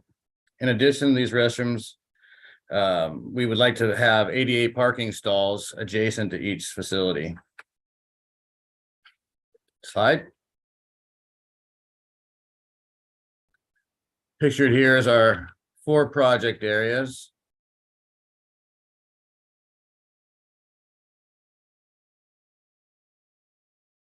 Slide. Here's pictured as all of them in the region.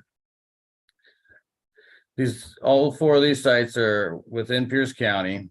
Crescent Lake is located near Gig Harbor, is a 17-mile drive from Tacoma and 5 minutes off of Highway 16.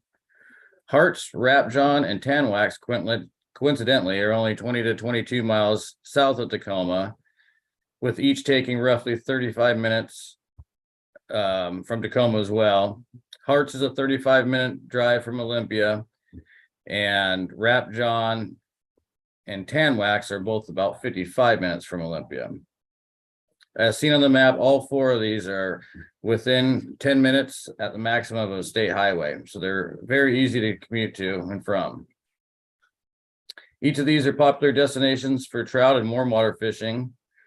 Rapjohn also has a waterfowl hunting destination with 2 WDFW blinds located in the lake and designated parking stalls for those.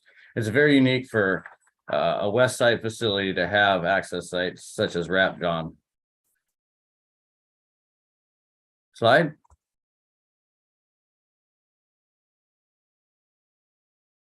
Here I'll address our needs.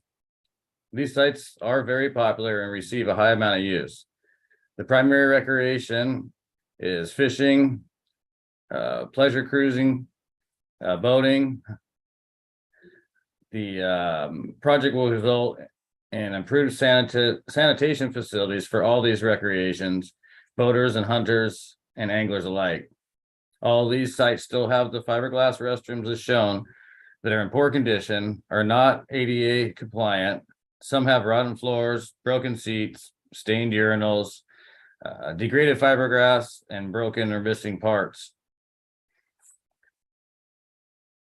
Slide.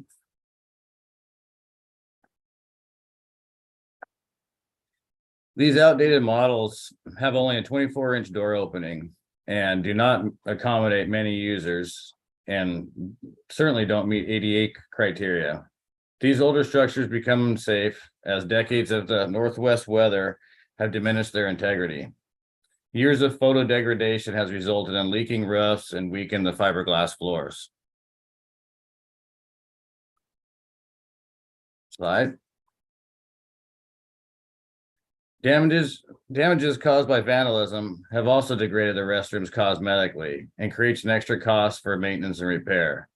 Each of these repairs become more difficult to maintain and keep a good appearance, as every repair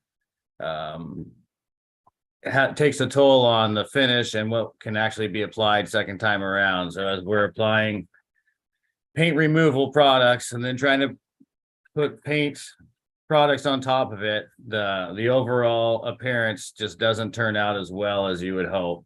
So it becomes a maintenance time and cost every time there's something to be repaired in that capacity. Slide.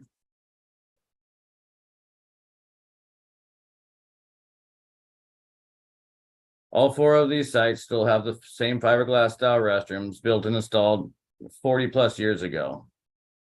They're all on level ground and have more than adequate space for the new style restroom and an adjacent ADA parking stall.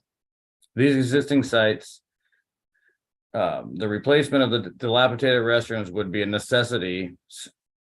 necessary step to assure a complete quality boating experience. These projects should not affect the usage of the site. 3 out of 4 of these sites we're pretty sure could stay open during construction, with the exception of Crescent Lake, which the parking area is very limited in space. So that would be the one site that may need to be closed for a temporary amount of time for the installation of a new restroom. Slide.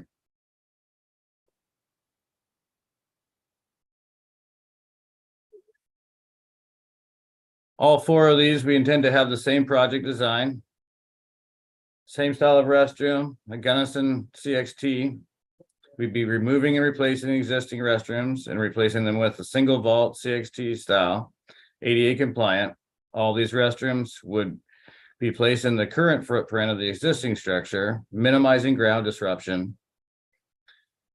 These restrooms are locally built and prefabricated, and which also helps with the cost benefit, alongside being economic or environmentally friendly.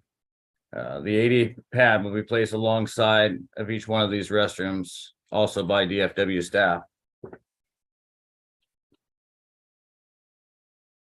Slide.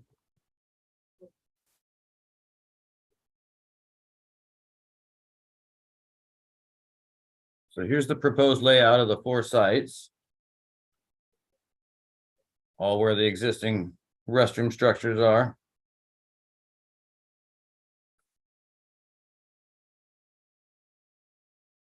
Slide.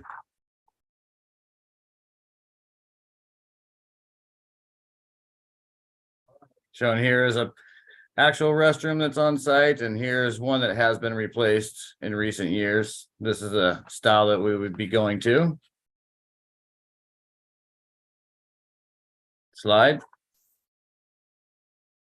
Sustainability. Many of those restrooms have been in service, as I said, over 40 years, and they've very much exceeded their working lifespan. Due to decades of trash, many of these toilets vaults are more than half full of garbage, which lowers their holding capacity and doubles our pumping costs. These current structures would be replaced with CXT style single vault restrooms. The new toilets would be ADA compliant, have new vaults, sweet smell technology, and will be maintenance friendly. CXT build their toilets locally and use several environmentally friendly products. These restroom replacements will be placed in the existing footprint of the current toilets, minimizing ground disturbance. In addition, the surrounding parking area and restrooms will be regraded for asphalt paved ADA parking stalls added to each site. Slide. Here's shown is the economic impact area for Rapjohn Lake. The map shown here for Rapjohn, this site received over 29,000 visitors in 2021, with an economic impact of $3.6 million for that period. Data from the other three sites together was over 100,000 site visitors, with an economic impact of an additional $10 million spent across their respective economic impact areas. The numbers of these visitors to the sites alone is a reflection of the cost benefit of these projects. Providing those visitors with a safe and easy to use, soon to be ADA compliant restroom facilities should be plenty of justification for the funding. $14 million of economic impact in just 2021 alone, to me, makes this project a slam dunk. Slide.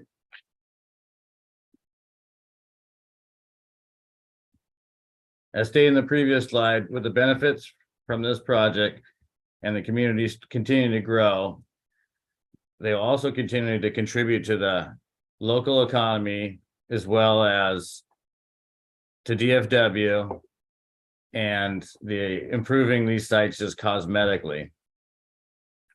They also reduce maintenance costs. And as the population increased, so do the demands on the restrooms, as we've seen. So the economic benefits continue to grow while these restrooms should be able to maintain a long lifespan. And they'll contribute just to their cost-friendly, low maintenance needs. They are a lot, speaking from a maintenance standpoint, they are a lot easier to keep clean. Even when there is damage or vandalism, they're much easier and mechanic friendly, we'll say. Slide. All these sites primarily serve motorized boats. Although these projects aren't a major redevelopment or undertaking, everyone has an appreciation for a new restroom. And the functionality that these facilities offer our access sites is it's a necessity. Slide.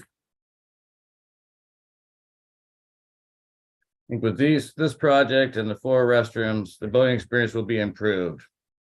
As seen in the photos before, these restrooms have exceeded their lifespans and do not meet ADA compliance. These new restrooms will be more functional and accessible for all user groups. Providing clean, safe, and easy to use restrooms is not only a necessity to our recreational users, but it's an obligation for DFW, and public health is a priority at our sites. The addition of these restrooms will help protect the water quality of the lakes themselves. Slide. If funded, this project is ready to start. We would expect completion in the fall of 2025.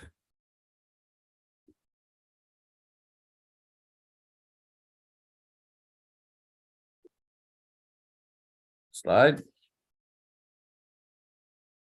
I thank you for your time and consideration of this project. I'm happy to answer any questions anyone may have. Great, thank you, Jesse. Those are some old school restrooms that are out there. Wow. Yeah, they still are. Time for an upgrade.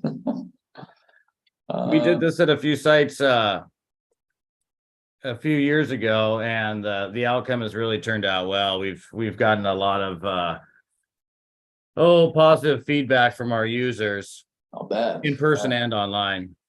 Yeah. And they really do. They are so much more easier to keep clean.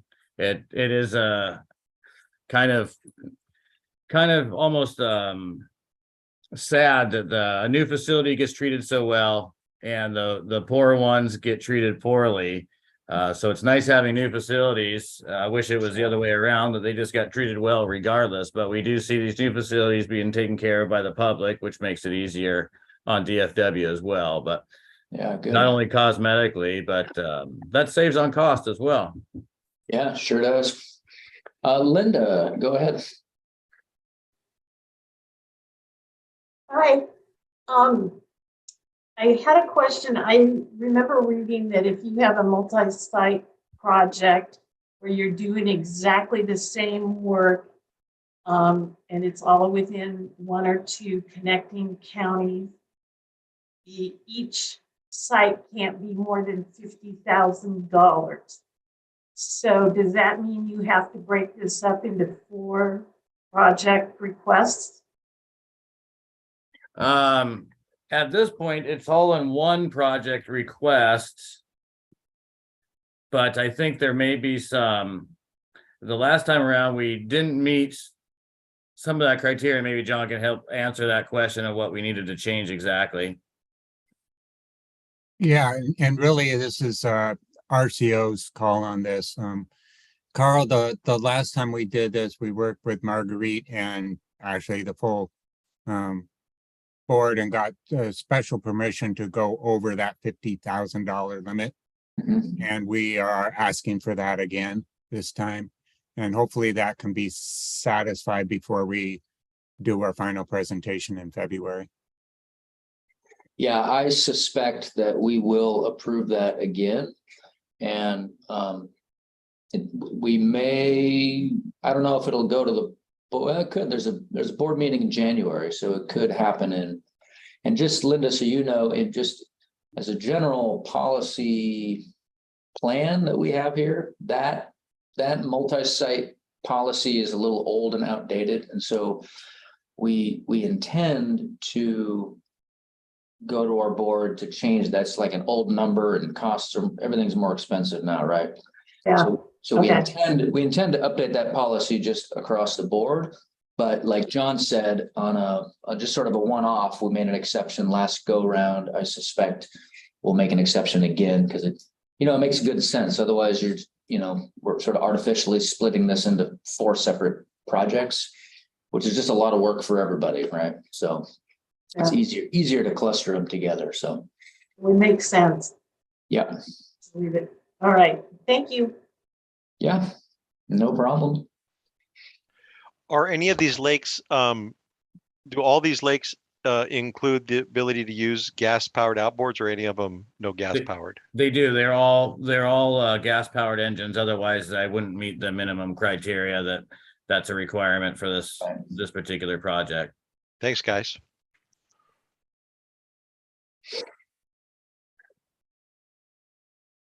Yeah, good clarification. Anything else? I know it's a pretty straightforward project. I noticed the old restroom doors still said Department of Game or something printed in the. Yeah, they're molded into the fiberglass. How old they are. If I remember right, speaking of that policy was going to be reviewed, I think partly because of what our last project like this kind of brought up those questions, as the cost have increased and you guys are gonna, like you said, review it. Then we had this thing called COVID pandemic happen, and now we're just trying to fit these pieces back together again. So sure. I totally understand that we're in the same spot as we were before, but I think now that some years have passed, we can really say that, hey, that limit may be way lower than it needs to be, or whatever, the board deems feasible, but they haven't, prices haven't went down since our last project, that's for sure. No, they haven't. Yeah, that's why it's on our list. We have a similar multi-site policy in some of our other grant programs, and we're looking at that same question. Is that dollar limit probably doesn't make sense anymore. So all right, any final thoughts or questions? Okay, well, thanks, Jesse. Appreciate it. Thank you. All right. See you guys in a couple months. All righty. Yeah, mid-February. Have a good afternoon. Thanks, you too. Bye. All right, we are moving south to Skamania. looks like you are here. Is that Tim? Are you Hi, presenting? everyone. I'm Tim Elsey. I'm the county engineer for Skamania County, and I'm here to present the Wind River Dock Replacement Project. Excellent. Thanks for being here. Thanks for joining us. Can you see your opening slide now? I certainly can. Thank you very much. Great. I'm going to pass you remote control so you can go ahead and advance your own slides. That Hopefully should work. If not, I can do it for you, but go Got ahead it. and double click on the screen, see if you can. There it goes. All right. Yeah.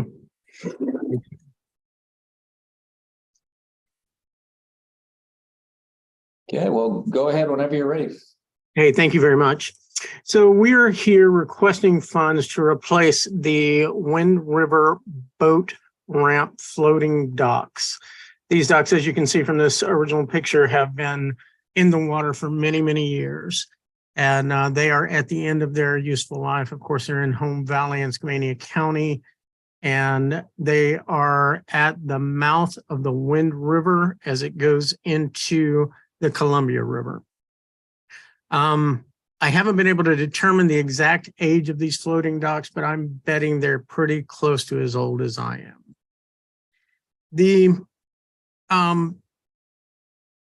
This project is at the mouth of the Wind River, as I said, which is 10 miles east of the Bonneville Dam at the confluence of the Wind River and the Columbia River. It's about 45 miles from Vancouver and Portland, and it provides a very important fishing access for people not only within Skamania County, but also in neighboring counties and from Oregon. We're 5 miles east of Stevenson, and we're at Columbia River mile 155. This ramp provides the only trailer access to the mouth of the Wind River, and it's used year-round for recreational fishing and boating. The fishing opportunities exist all year with Chinook, coho, steelhead, sturgeon, bass, and walleye all being popular. According to the previous region fish biologist John Weinheimer, Wind River is the #1 tributary for sport fishing harvest of Chinook salmon in the Columbia River. This is the only existing ramp that can serve this area without having to boat for several miles. Stevenson being 5 miles away, Cascade Locks and Drano Lake are each 10 miles away, but in different directions. This facility has been recognized as being deficient for over a decade, and the county has tried and failed in the past to put in a new facility, actually in this same backwater area on the Wind River Road, Wind River. And we received $1 million grant for this, which we had to return because the cost, once we got the geotechnical engineer involved, came in at more than 5 times our estimated cost, or over $10 million. And so we had to allow those funds to go back. However, this facility has continued to deteriorate. And even though we got to a point where there was no way we can move forward with the $10 million project, we're now at a position where this is such a popular access and it's used by so many people. We either have to replace these docks or close this facility to boats with trailers. As I mentioned, the docks are beyond the end of their useful life, and we've done our best to rebuild them. We've pulled them out, we've strapped them together, we've switched the order that they are in the river so that the ones that float lower in the water are now closer to the shore, and the ones that still are floating at least a little bit high in the water are the ones that are further out. But as you can tell from these photos, they are no longer consistently buoyant. Suitability. The original ramp was built in 1961, and the facility is incredibly well used. It brings in fishing enthusiasts from all over the region. And when we went to apply for this grant, and we went to our hotel motel committee for the match for this grant, they enthusiastically, and especially the lodging venues, enthusiastically said that they would match this grant. Urgency, I think you can see a little bit of the urgency as we look at this. We have received several complaints. There are tripping hazards. Let me back up a little bit. Or there are tripping hazards on the docks themselves. And there's approximately a 9-inch drop off between two of the docks. We have tried to put those docks together to bolt them back together, but due to the motion of the docks and the river, it keeps breaking that apart. Sustainability. The existing docks are constructed of concrete with styrofoam inside, and the docks have been damaged, and the styrofoam has become waterlogged and saturated to differing extents, causing extreme instability of the floating docks. The new docks will be constructed from resilient materials that can be maintained by local staff. And as far as boats on trailers, the only vehicles that are allowed to use this facility during the fishing season are boats with trailers. I'm showing you a picture right now. The dimensions are not what we're looking for. If you look in the upper left-hand corner, that is the dimension that we're looking for. I received this from Ballard Construction, and they got this to me as a quick and dirty exhibit that they previously used for the Port of Skamania. The materials will be the same, however, with the HDPE floating docks with pressure-treated lumber framing and the FRP grading, and I will get an updated exhibit as we move forward on this. I just have a couple more points before we get to questions, but the current boating experience has deteriorated to the extent of almost making this facility unusable. We receive several complaints every year, and as I mentioned before, without replacing these docks, we are going to have to at some point close this facility. For the project timeline, I've reached out to the Corps of Engineers and also to Ma Foster Longi on what it would take to permit this facility. We are looking at replacing the docks in the exact same footprint to facilitate this as quickly as possible. We did put some money in for permitting from the Corps of Engineers. And however, I have been told that there is a possibility that we could do this in an expedited manner. And so if we don't need a Corps of Engineers permit, these will be put in place in 2023. If we do need a Corps of Engineers permit, we will construct these in 2024. And I know that is very quick, but that is my presentation. All right, thank you, Tim. Whoops, hold on.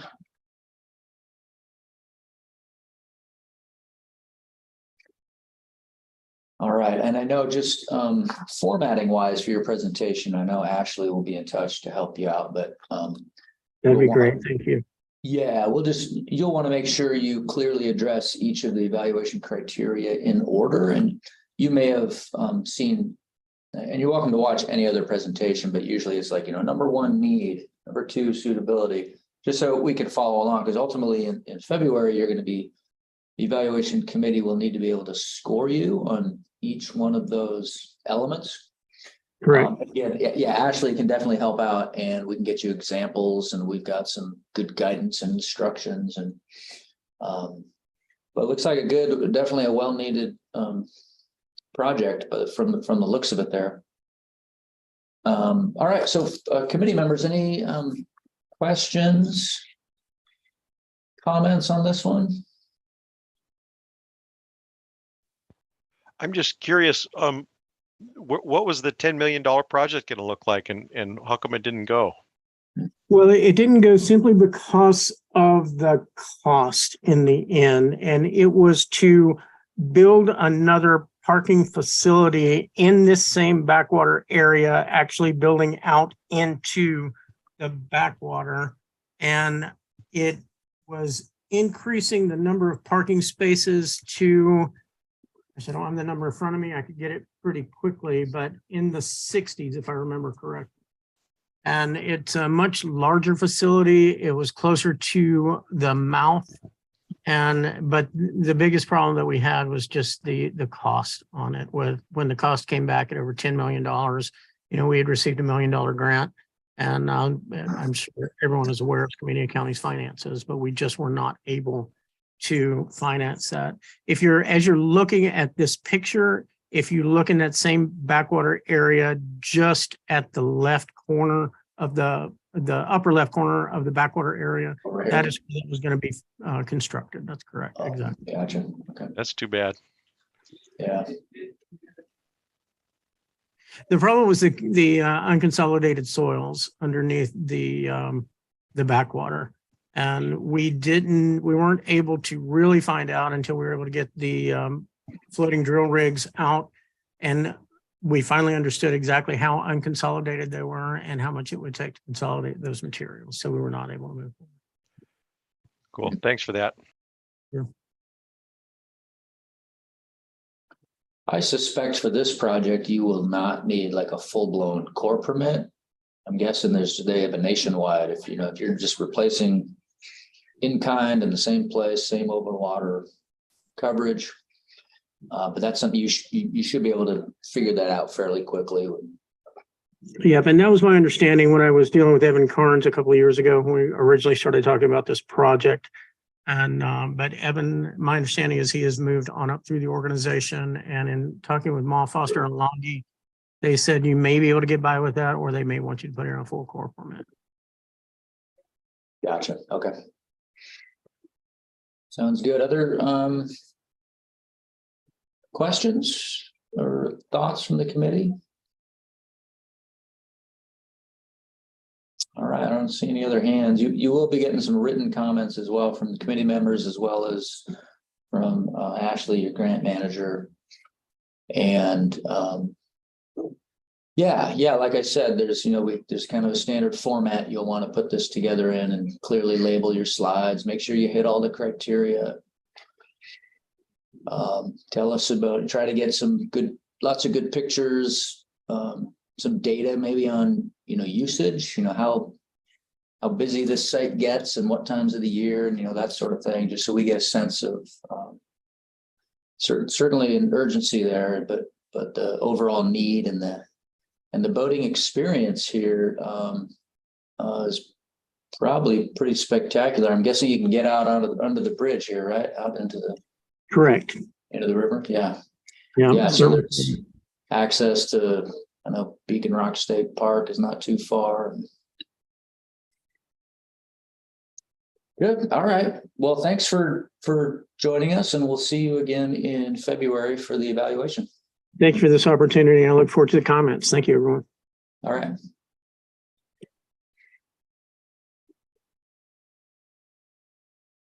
Okay. Hey, look at that. Now we're ahead of schedule. Made it to our break. All right. So let's come back at 2:25 for Port Townsend. And we heard that the Colville probably will not be able to present. So we might be able to move these two up and just wrap up a little bit early. But come on back in 20 minutes at 2:25 and we'll keep on trucking.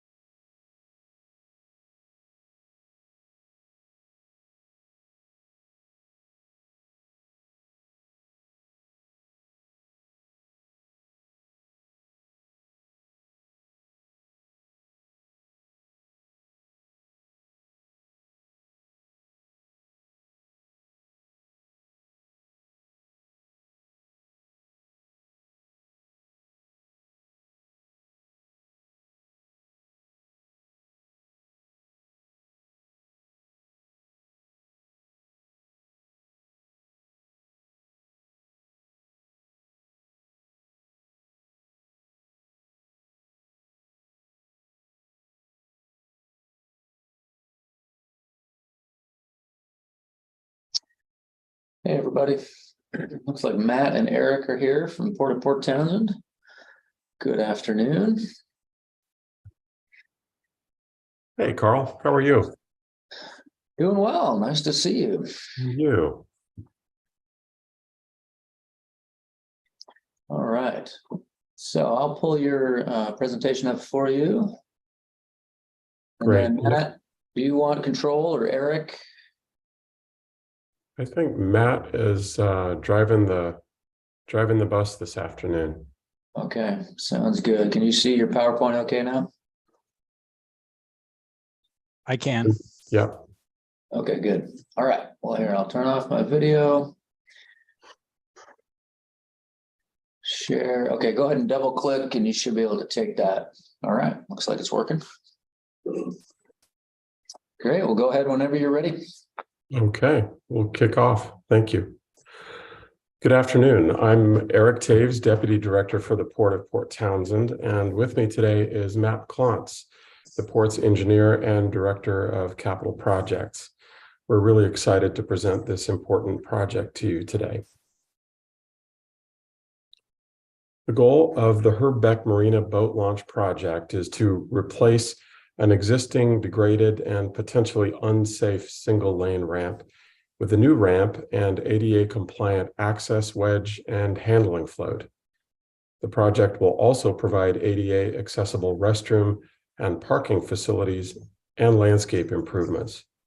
Port Match is ready, and with RCO's assistance, we will efficiently advance this project.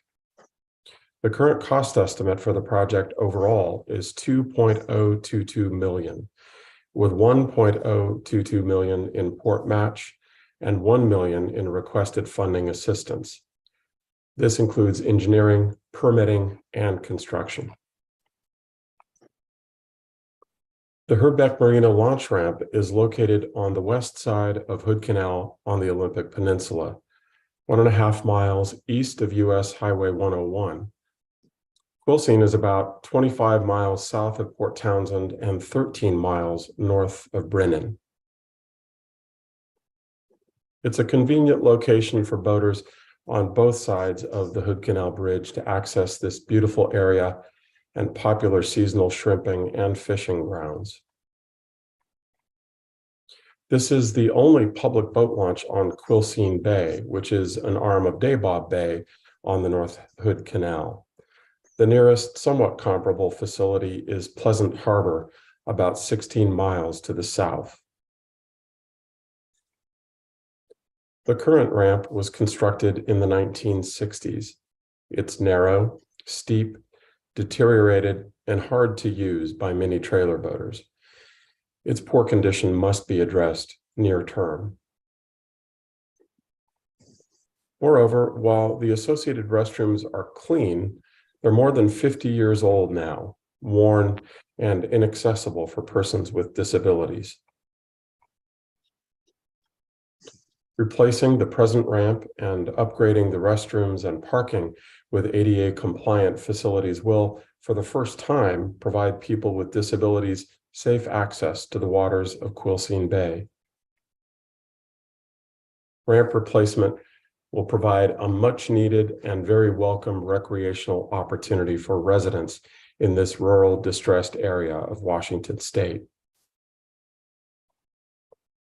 Ramp replacement will also help the port implement its comprehensive scheme of harbor improvements, which identifies this project as a near-term capital priority.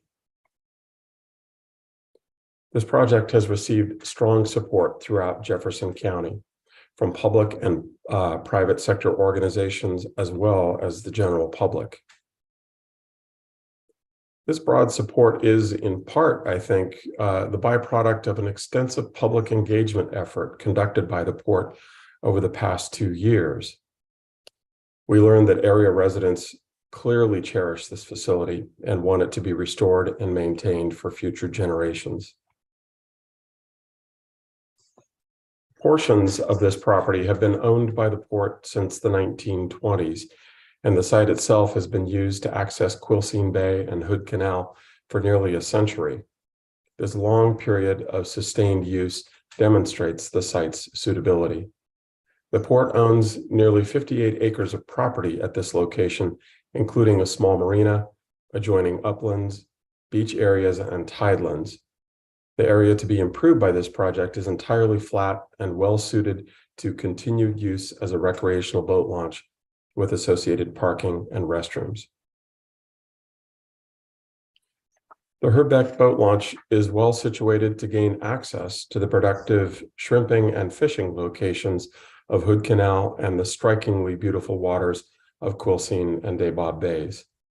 As this slide suggests, Marine Area 12 is very popular for shrimping, fishing, shellfish beaches, and wildlife viewing. This boat launch location provides a vital avenue to amazing on-the-water experiences for the boating public. The steep, narrow, and deteriorated condition of the current ramp limits public access, as this photo graphically depicts. You really must have a strong desire to get on the water to use this ramp. Additionally, the increasingly hazardous nature of the current ramp must be addressed in the near term. We're committed to ensuring that this site continues to serve the recreational boating public for decades to come. The project is in a preliminary phase of design. Design has been initiated, but considerable work remains. With your support, we will proceed with engineering and permitting. We plan to bid the project in the spring of '24, with construction anticipated in the '24-25 in-water work window. The design will meet recreational boating needs for the future. It will replace and improve a degraded facility in a way that minimizes environmental impacts and provide a durable, low-maintenance facility. The addition of a 6 by 28 foot access wedge and a 6 by 128 foot long handling float will vastly improve vessel launching and retrieval and enable access for persons with disabilities. It will also upgrade existing parking, restrooms, and the overall site aesthetics. It bears repeating that the proposed new ramp, access wedge, and handling float will fully comply with the ADA, as will the restroom and parking lot improvements. The project will expand recreational boating opportunities for all. It's important to convey that this project is part of a larger effort by the port to improve this property as a whole. In the near term, we will also be proceeding with maintenance dredging, dock renovations, a small dry site RV campground, and a Portland loo and outdoor shower for beach users. This BFP application relates only to the boat launch, restroom, parking, and landscape improvements, not to these subsequent projects. However, RCO funding support is critical to the success of this overall plan of facility renewal and improvement. This grant application does not involve any dredging, although a maintenance dredge of the entrance channel may occur at the same time. All demolition and construction activities will be land-based, and the graded handling float will reduce shade impacts to nearshore habitat. We also expect that a habitat mitigation plan will be developed as part of the permitting process. The project will serve an underserved population in an economically distressed area of the state and promote opportunities for physical activity, social and cultural connections, and education. And as noted earlier, the facility will be durable in design and materials, maximizing the lifespan of the improvements and reducing long-term port maintenance costs. It will provide a shot in the arm to the local economy by attracting recreational boaters who will also purchase goods and services offered in the Quilcene area. The benefits of this project are clear and unambiguous. It will replace a functionally constrained ramp with a safe ADA-compliant facility. It will maintain and improve a key point of public recreational boating access to Dabob Bay and North Hood Canal. This will be done largely within the footprint of the existing facility. Some of the past impacts to the surrounding environment may also be mitigated by nourishing a beach north of the marina that has become rocky due to disrupted shoreline processes. The handling float will also be graded to reduce shading impacts. In sum, the project is likely to increase facility use, tourism, property values in the area, and in turn, tax revenues to local government. The central focus of this project is to serve recreational trailer boaters. It will provide more opportunities for people, particularly individuals of limited means in this distressed rural area, to get out onto the water and enjoy themselves. As for the boating experience, the project facilitates better access to Quilcene and Dabob Bays and to the waters of Hood Canal. This area has been used by boaters since time immemorial, first by the Salish peoples of the area, and then beginning in the late 18th century by the first Europeans. Today, Dabob Bay continues to be a popular destination for recreational boaters, and this launch facility annually plays host to very busy shrimp and seasonal fish openers. The Twana Band of the Quilcene people, one of the 9 Coast Salish peoples of central Puget Sound, made this area home and used it for potlatch feasts since time out of mind, with the first peoples undoubtedly arriving and departing by water. In the 18th century, Captain George Vancouver christened Hood's Channel on navigation charts in May of 1792. Put simply, these beautiful inland waters are woven into the fabric of Northwest history and our county's maritime tradition and heritage. With a new ramp and associated upland improvements, we expect future generations to be able to experience and enjoy this rare pearl of the peninsula. Our preliminary design for the new ramp is complete, and port matching funds have been identified and confirmed. With RCO's support, we will complete design and engineering next year, initiate permitting as soon as possible, hopefully submitting applications by early fall of 2023, and seek to bid the project in the spring or summer of 24, with construction anticipated in the 24-25 in-water work window. Thanks so much for your time and attention. Matt and I look forward to working together with you on this important project. Thank you. Great, thanks, Eric. All right, questions or comments from the committee?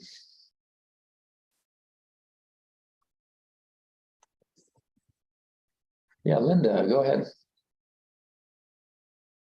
Hi.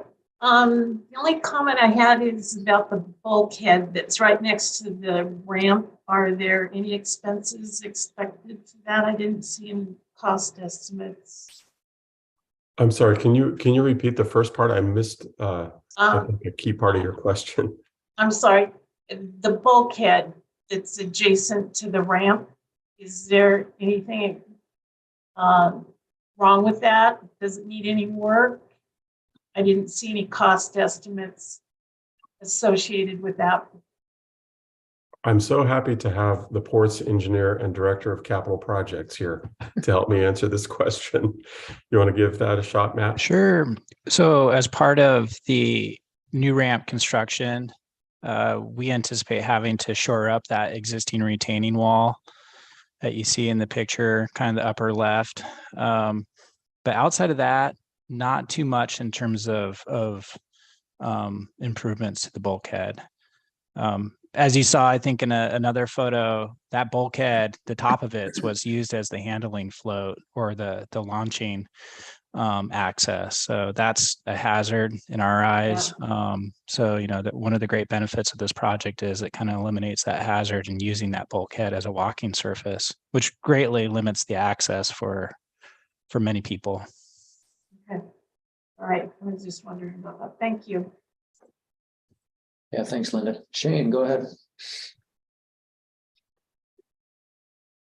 Yeah, hi, Shane Belson, Department of Fish and Wildlife. The term access wedge caught my eye. I've never heard it called that before. I'm assuming you're talking about the sort of boarding, the platform right there that looks like a wedge, concrete structure. Correct. Okay. Yes. Is that a term that you christened, or have you? I like it. I just haven't heard it before. I'm channeling the lingo of other coastal engineers I've heard in the past. And I think we have some colleagues at Reed Middleton who have consistently used that terminology. Okay. Okay. Well, great. Thank you. Mm-hmm.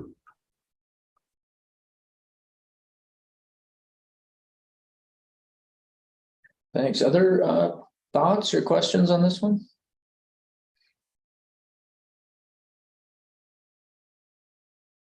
Yeah, really nice presentation, folks. Yeah, go ahead. I can't see, and this is just out of curiosity more than anything, not a critique. I just can't see any detail. There was a really more of a detailed plan there as well with a sectional drawing. I just was, yeah, that one. Mm-hmm. It'd be great if I could read it, and I have a really big screen. But that's cool. Yeah, thank you. It's very much in a preliminary stage, but I think this is the direction that the design is heading. We were for a time, and I failed to mention this in the presentation, the dock to the north that is at an angle there, but roughly aligned with the proposed ramp, has been used together with that area on top of the retaining wall effectively as a handling float. And we're hopeful that with this project, with a new ramp and handling float, it's both going to make it safe and eliminate the need for people to be climbing over the rocks on top of the retaining wall. And also, we're hopeful that it's going to free up space along the south side of that dock for dedicated transient recreational moorage during the spring and summer. Cool. We should highlight that as well. Also, what is the big building in the background? So this, the port, as I said, owns about 58 acres here, including uplands, and that is Pacific Seafoods, aka Coast Seafoods. And that is the base of their operations. I think they're one of the largest, if not the largest, shellfish grower in the United States. Okay. And they have an operation on port property here as well. Nice. Okay. Thanks for that. Appreciate it. Thanks. Other questions, thoughts on this one? Anything else you need?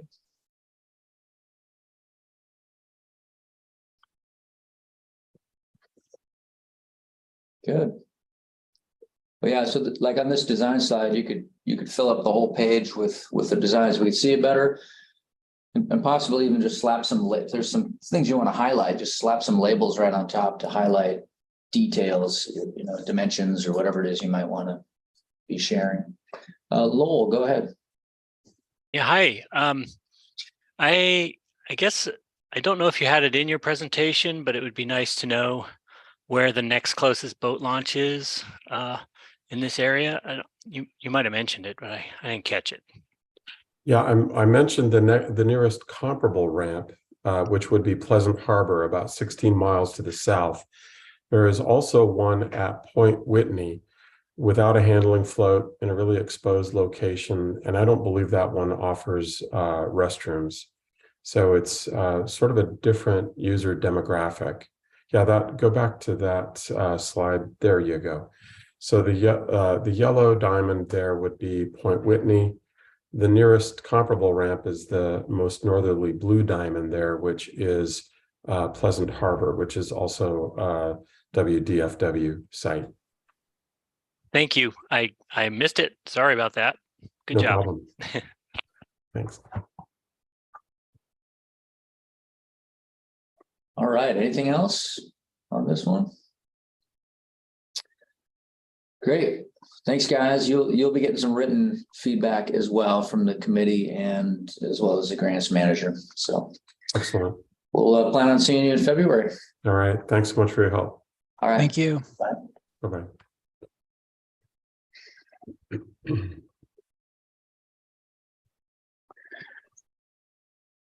right, the Colville tribe was unable to participate today, so we're moving forward to Department of Fish and Wildlife, and I think Karen is here along with Lisa.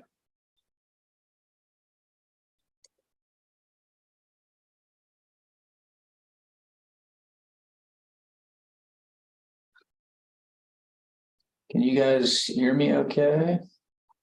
All right, we're here. Hey, there you are. Hello. Hi, Hi, Karen. Carl. All right. You can see your PowerPoint there? I sure can. Thank you very much. Thanks. Good afternoon. Hi, are we ready? Hey, here, I'm going to stop my video. I'll give you control Okay. and go ahead and double click on the slide. Should be able to, there we go. Okay. Perfect. Okay, and then how do I go back to the last screen? You could probably use arrow keys on your keyboard, forward and back. There we go. That works. Thank you, Carl. You've done this before. A few times. All right. Good afternoon. Hey, I'm Karen Edwards. I'm the Real Estate Services Manager here at Department of Fish and Wildlife. And with me, I have Lisa Kaufman. She is our program specialist here in our real estate services section and instrumental to our grant applications. We are here together to present the CQ Boating Access 2022 project. This is a property acquisition only project to acquire about 2.5 acres of uplands, almost an acre of tidelands, and about 10,000 acres of a public access easement from a public road. And this will provide public access to a 4-lane boat launch, 2 parking areas to support truck and trailer and boat parking in CQ.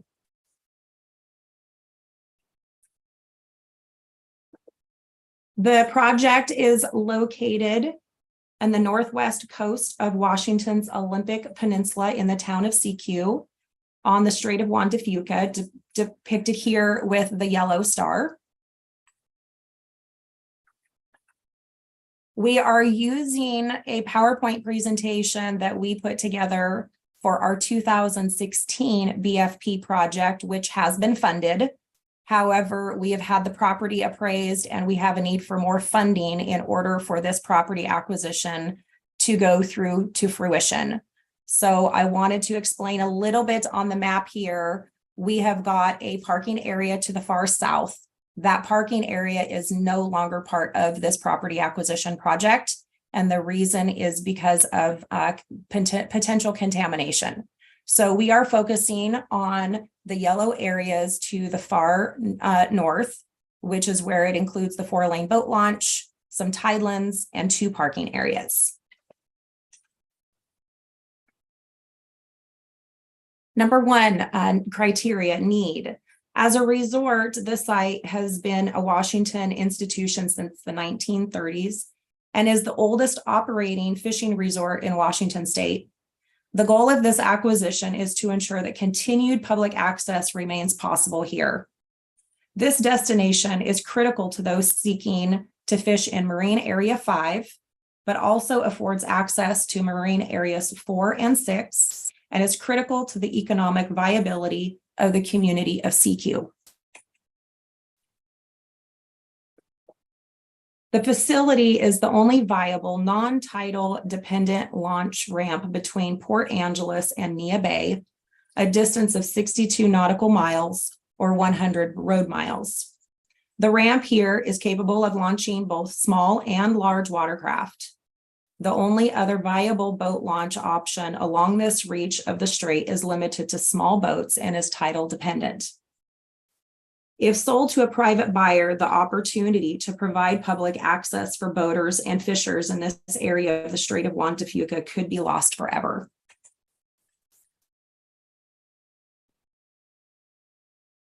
This site, and again, we are concentrating on the 2 red outlined areas closest to you entitled parking and launch and parking. The furthest to the northwest, that is the parking area that is now off the table for acquisition.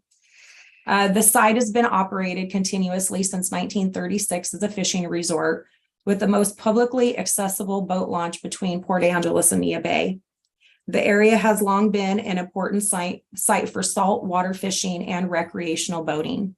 It is also a premier location for the less experienced recreational anglers or anglers with smaller boats to have a similar fishing experience as those who head to the open ocean for halibut, lingcod, bottomfish, and salmon.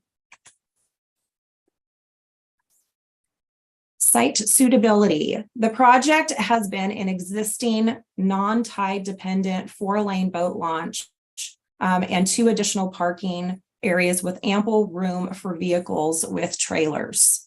As you can see on this picture, can you see my cursor if I move it? Now I can, yeah. Sometimes Can you have to you? wiggle it around to activate it. So it sort of Right. disappears and then move it around and we can see it. Okay, so this is the 4-lane boat launch we have right here. This is going to be parking area number 1. This is parking area number 2, which would be more of an overflow parking once these become full. This picture is a little bit deceiving because here the floats have been brought in to the uplands, which that will no longer be happening once DFW purchases these uplands. Criteria 3, urgency. This acquisition is an opportunity to ensure the public's ability to access the sport and commercial fishing grounds, which are recognized as some of the most productive in the state. If not purchased by DFW, the site could go into private ownership, perhaps eliminating public use altogether. The current owner has indicated he has entertained offers from others who would like to purchase the resort, and some have expressed interest in converting it to private use only. Department staff have met with Clallam County commissioners who have indicated that they are in support of this acquisition.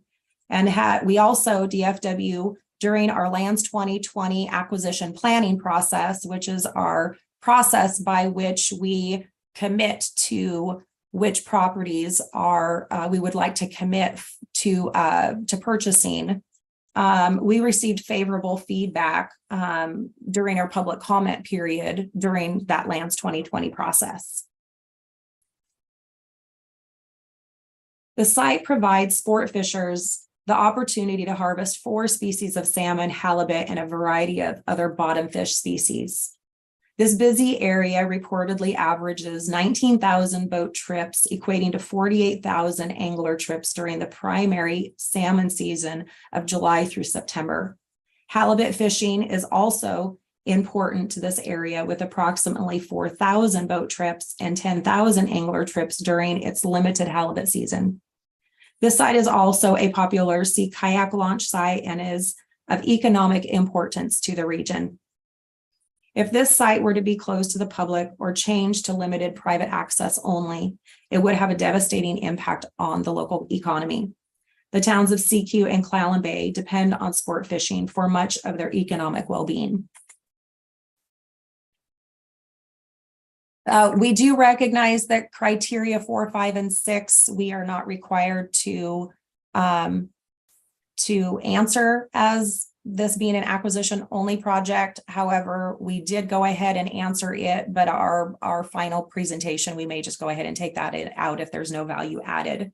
The project design and planning, this is criteria 4 and 5. Although the grant proposal is for acquisition only of the launch and parking areas, DFW, if acquired, would have plans to do some enhancements in this area for public safety and improvements to the boat launch and a couple of the floats. As I mentioned, the current site has a 4-lane boat launch.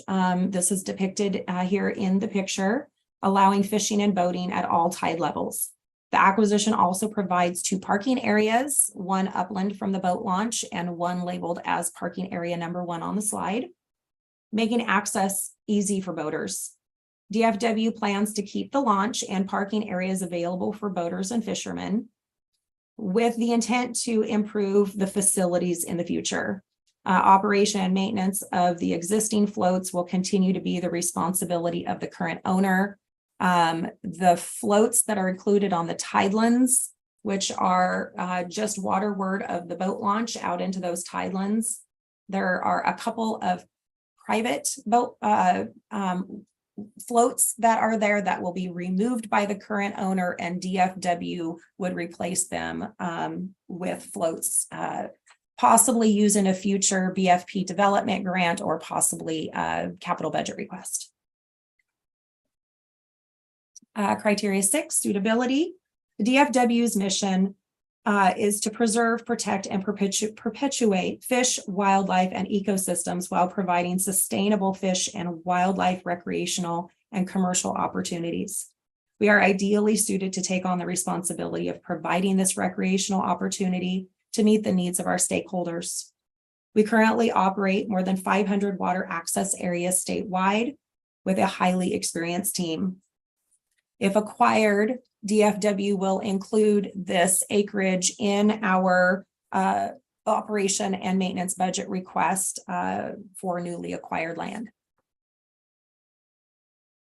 Criteria 7, cost benefit. There, as I mentioned, is a 4-lane boat ramp and parking areas that already exist, however, will be improved by DFW in the future after acquisition. The towns of CQ and Clallam Bay depend on the sport fishing for much of their annual economic well-being. The Clallam Bay Correctional Facility provides the only alternate source of employment in the immediate area, using economic multipliers provided by the Office of Financial Management. Sport fishing provides approximately $7 million into the local economy annually. Sports fishing dollars support local tackle sales, boat repair services, campgrounds, local restaurants, and a variety of stores. This site is a vital regional sports fishing facility. Criteria number 8, boats on trailers. Again, this is the only launch available for all boat sizes under various tidal conditions that is open to the public for many miles. The site at CQ traditionally has been a very important component for saltwater fishing and recreational boating along the Strait of Juan de Fuca. Criteria 9, boating experience. The CQ site is capable of accommodating many boats of all sizes and is able to provide a year-round boating experience. CQ has long been an important site for saltwater fishing and boating recreation opportunities. DFW plans to continue this use and also improve that boater experience with future enhancements to the site. Along with the opportunities for fishing from this site, the site also allows non-angler boating access to the Strait of Juan de Fuca in an area within miles of undeveloped, pristine shoreline. Criteria 10, readiness. DFW has been in communication with the current landowner for several years now. The landowner supports this property acquisition, is excited about the opportunity for it to become into public ownership so that it could be continued to be used for public recreation, for boating and fishing experiences. The landowner, together with DFW, we expect a smooth transition of ownership and with hopefully little impact to the public. However, there will be improvements needed once acquired by DFW.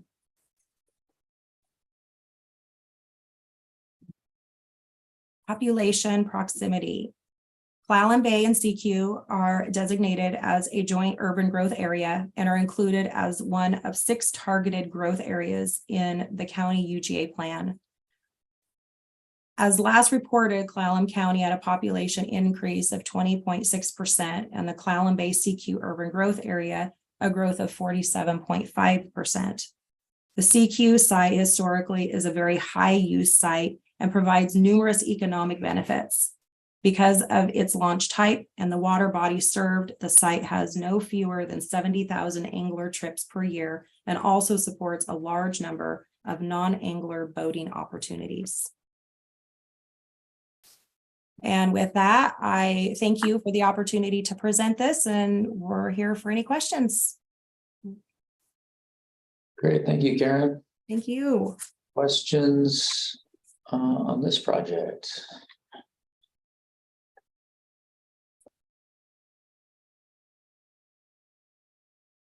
Linda, go ahead. Hi. I don't know much about appraisals, but are they only good for a certain amount of time? Appraisals are good for 1 year. We can get an update to that appraisal to extend it for 18 months. Unless we get under a purchase agreement with the current owner for the appraised value. Then that kind of freezes the expiration of the appraised value. Okay, when did you get the appraisal? We did get the appraisal. The appraisal has not yet been reviewed. So the appraised value was received literally 3 days before the application submit date for BFP. So we have some scrubbing and polishing to our grant application and our presentation to be done. But it did appraise much higher than we expected it to. So the need is to obtain more funding and to use it along with the funded 2018 grant to acquire the property. Okay. All right. I was just curious about that. Thank you. You're welcome. Thank you, Linda. You know, how much was the other amount for? 1 million. So now it's 3.5 million. That's correct. Got it. Okay. And then I don't know if this is even in our purview or if I'm supposed to care about this, but this is a very different project than all the other ones we've looked at. And Carl, maybe we talk about this later. I don't know, but this is, you know, the owner keeps his place there where his store is. Okay. So we're just the state's gonna take over and manage this on his behalf. So he doesn't have to, I mean, it makes sense. I mean, it could make perfect sense. It's just, you know, we get public access, but even if it's private access, what else are you going to do with it, right?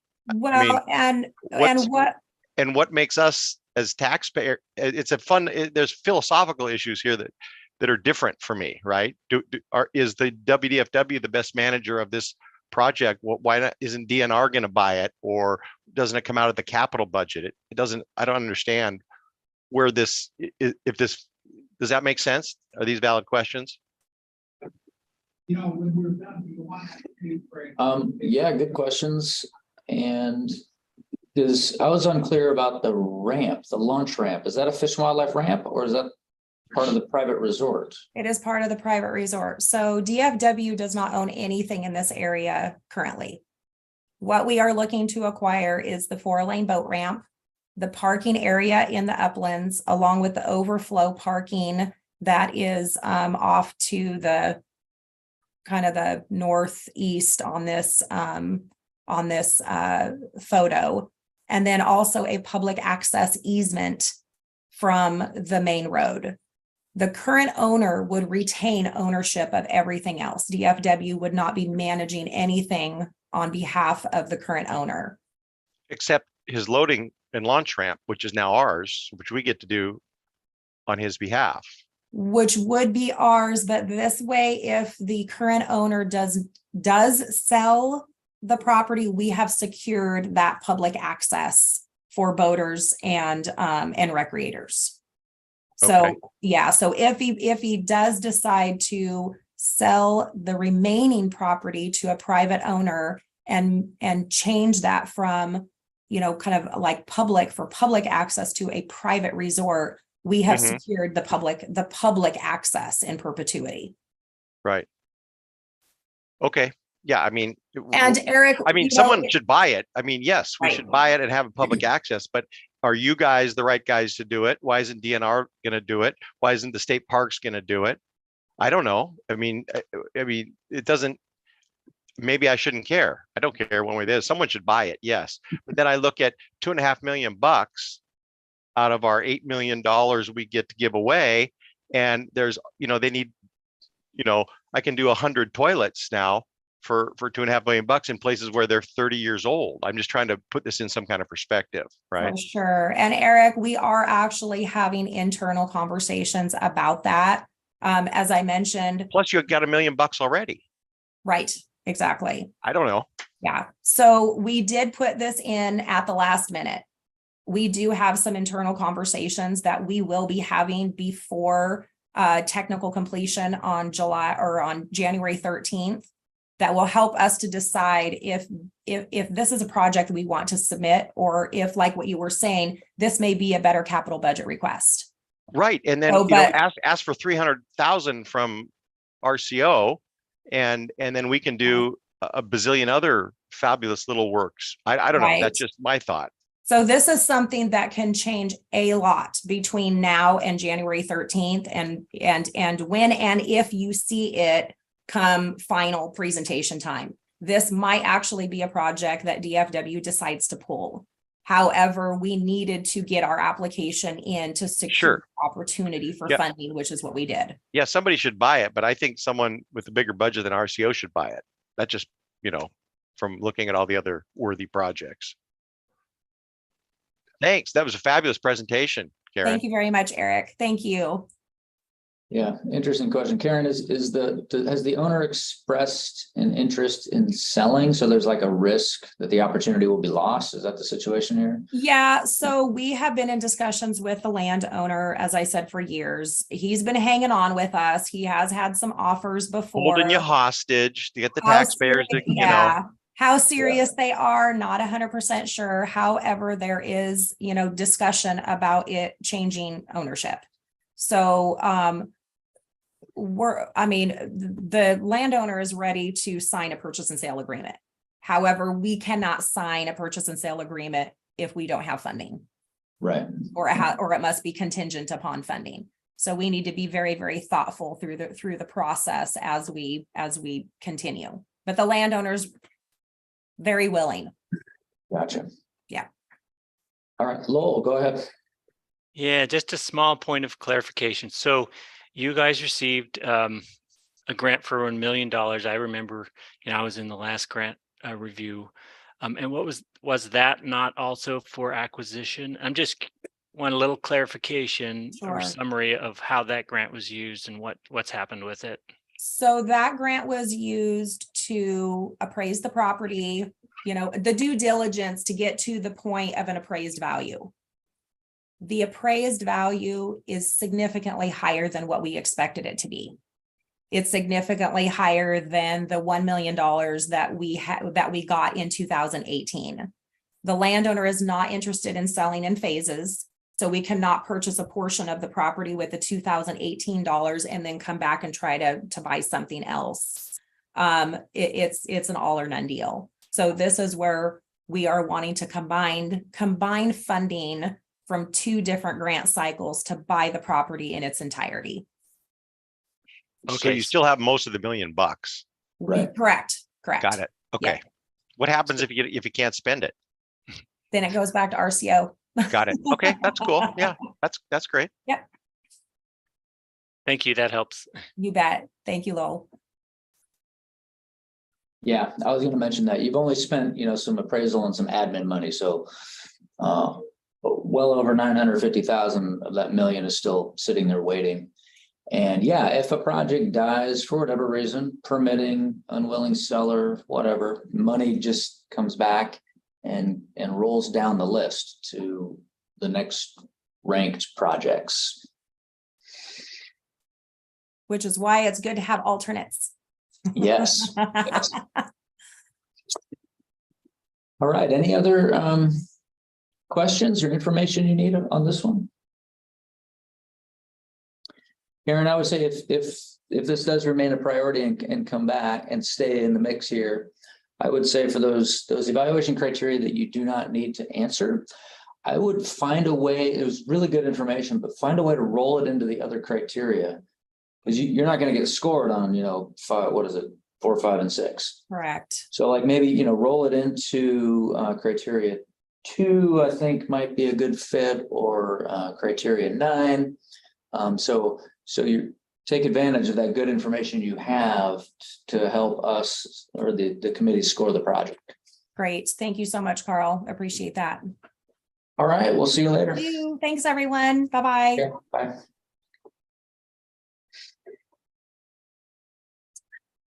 All right, we've made it to the last project of the day.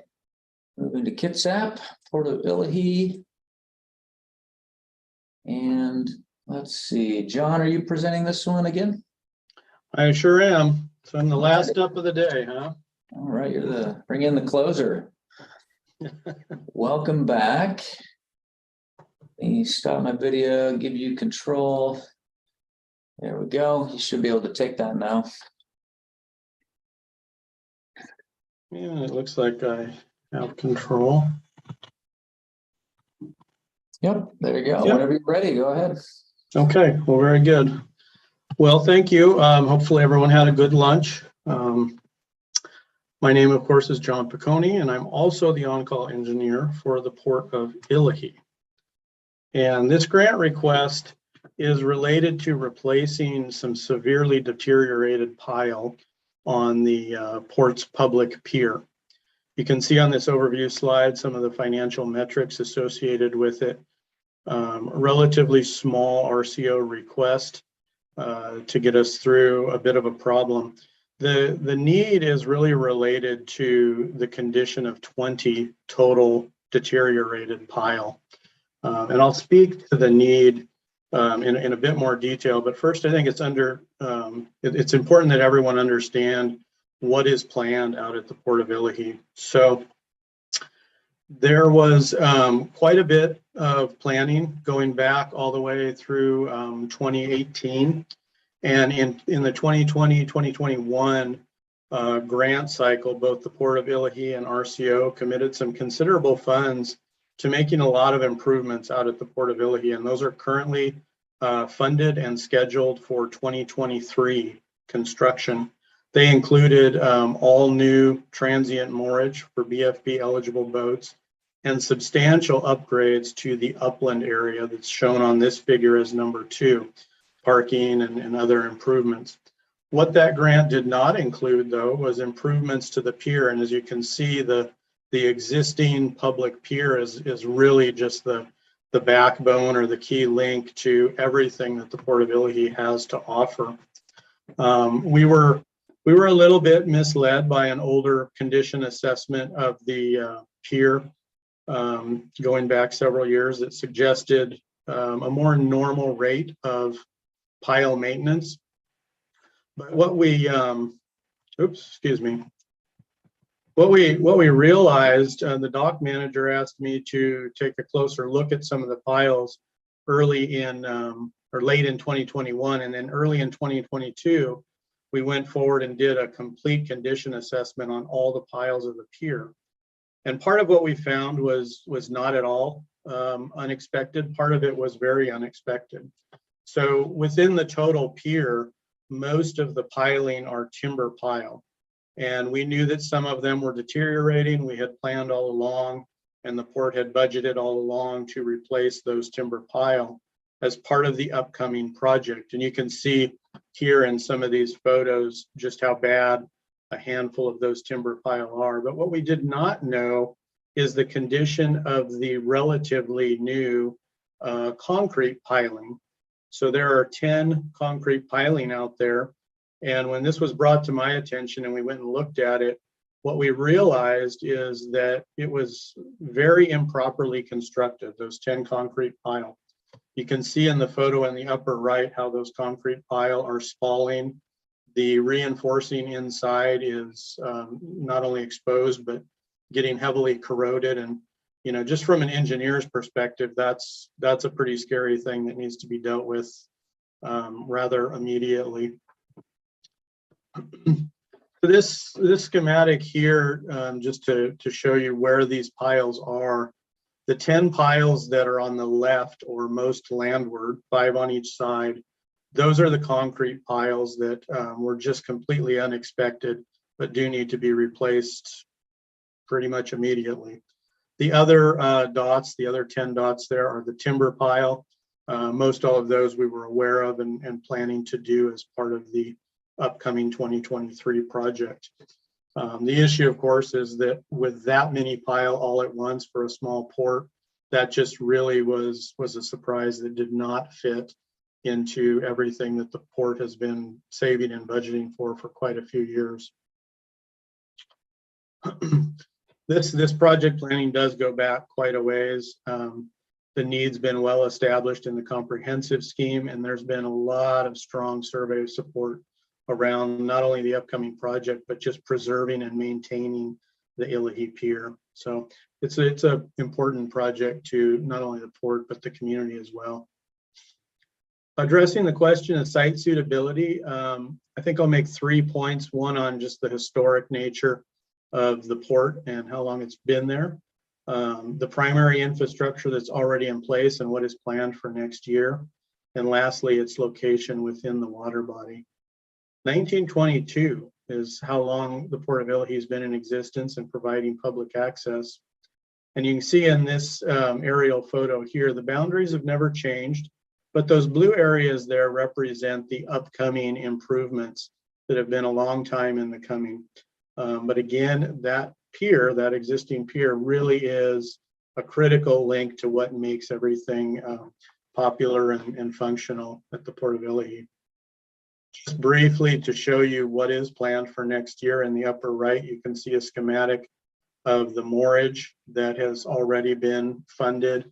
And in the lower right, that schematic just shows the upland parking and other park features that are already planned for 2023. So I think the site, though, is extremely suitable, you know, just based on history and all of the public commitment and investment that's been made recently and in past years to preserve this public access. It's easy to see why. I think if you look at a map of where Illahee is relative to the water body, that area on this map in dark blue really represents where the vast majority of trailer boats are destined. Not trailer boats throughout Puget Sound, certainly, but throughout this area of Puget Sound, these are the popular areas. And you can see where all the fishing and crabbing hotspots are on that map. Not only that, you know, Illahee is a relatively small port, but it happens to be, you know, within 10 minutes by boat of Kitsap County's most heavily used trailer boat launch. So they really do, they do see a lot of use year round at the Port of Illahee. Just a very suitable site for mooring and fishing and quite a wide variety of recreation. Addressing the project design, I already mentioned that we completed a structural inspection earlier this year. As soon as we realized the magnitude of the issue with the concrete piles, we just advanced the engineering right away to a 60% complete level so that we could get permits in. The goal, of course, is to construct this as quickly as possible, starting in the 2023 in-water work window. And this work would happen in parallel with the other planned work that's already been funded by RCO and the port, you know, while the port is closed for that work. So project design for pile replacement, there's not a whole lot to it. It's fairly straightforward. It would be 20 piles replaced, 10 concrete and 10 timber. We would be replacing it all with steel piling. It's a fairly routine process of driving the steel pile immediately on the outside of the pier, bracketing that to the existing supports, which are all in good shape, and then removing the deteriorated pile. So pretty straightforward design. And you know, it goes without saying, I think, that it would obviously maximize the service life of the existing pier. Moreover, though, you know, there's always been routine maintenance on any timber pier. Illahee's no exception. But this goes a long way to kind of eliminating what we've come to know as a big unknown in the structural integrity of the pier. So routine maintenance going forward should be fairly predictable. And of course, the environmental impacts associated with this project are well considered and you know, very minimal relative to the creosote piles that are going to be removed. Question 6, sustainability, looking at ecological factors first. Certainly the ecological function just through removing the creosote is noteworthy. Also now there's a fair bit of spalling and crumbling concrete that, is just going to get worse and needs to be cleaned up. Socially, as I said, this is a long-standing historical pier. It just promotes so many opportunities for, both visitors and the community in the way of, physical activity and all those things that, bring people together outdoors. So really, really important pier to the community. Economically speaking, the port doesn't have a lot of options in this case. Maintaining the pier is really the logical path forward, and it preserves all of the past investments that have happened in the pier, as well as those investments that are committed for construction next year. So relatively small amount of money, I think, makes a lot of sense to add this in. The cost benefit question, again, likewise, the monetary cost certainly is there. In my opinion, relatively minimal for the benefit, and certainly minimal if you consider the other options, which really the only other option I would see would be closing the access or ultimately replacing the pier. So this maintenance option is a fairly minimal cost, but the ancillary costs are what, in my mind, are not minimal at all.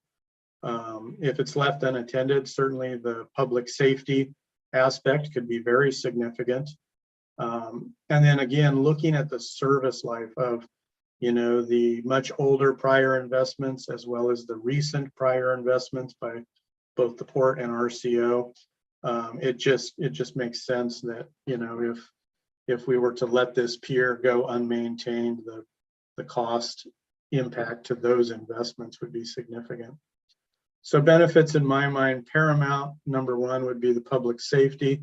And as I said, this really needs to be addressed as soon as possible. So the port's doing everything they can to facilitate this for the 2023 work window.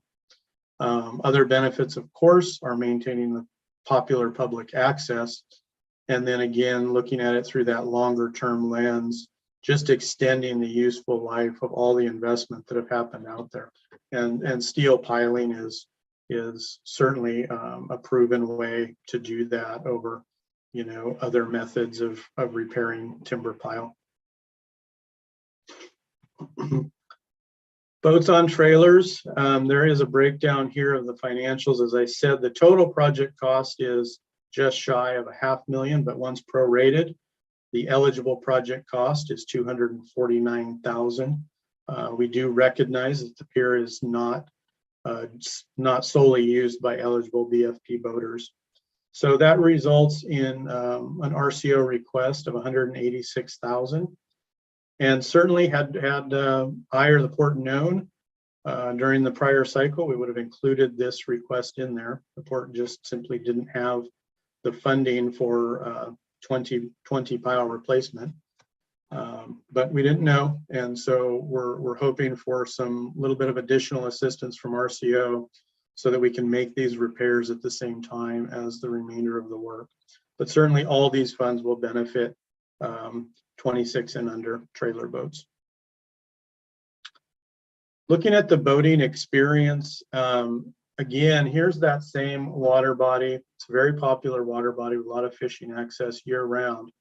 But the other thing to realize is that Illahee is just so perfectly situated right near the population centers in Kitsap County. So although it's a small port, it's regularly visited, as I said, throughout the year. Residents of Bremerton and Silverdale alone, make up well over 60,000, and they're all within 10 minutes of the Port of Illahee. All of the central Kitsap UGA, it's essentially almost centered on the Port of Illahee. So historically, just a great boating experience for a small port, very well situated in Kitsap County. In terms of readiness, we do aim to be construction ready in 2023. That's fairly important if we're able to find a way to fund this.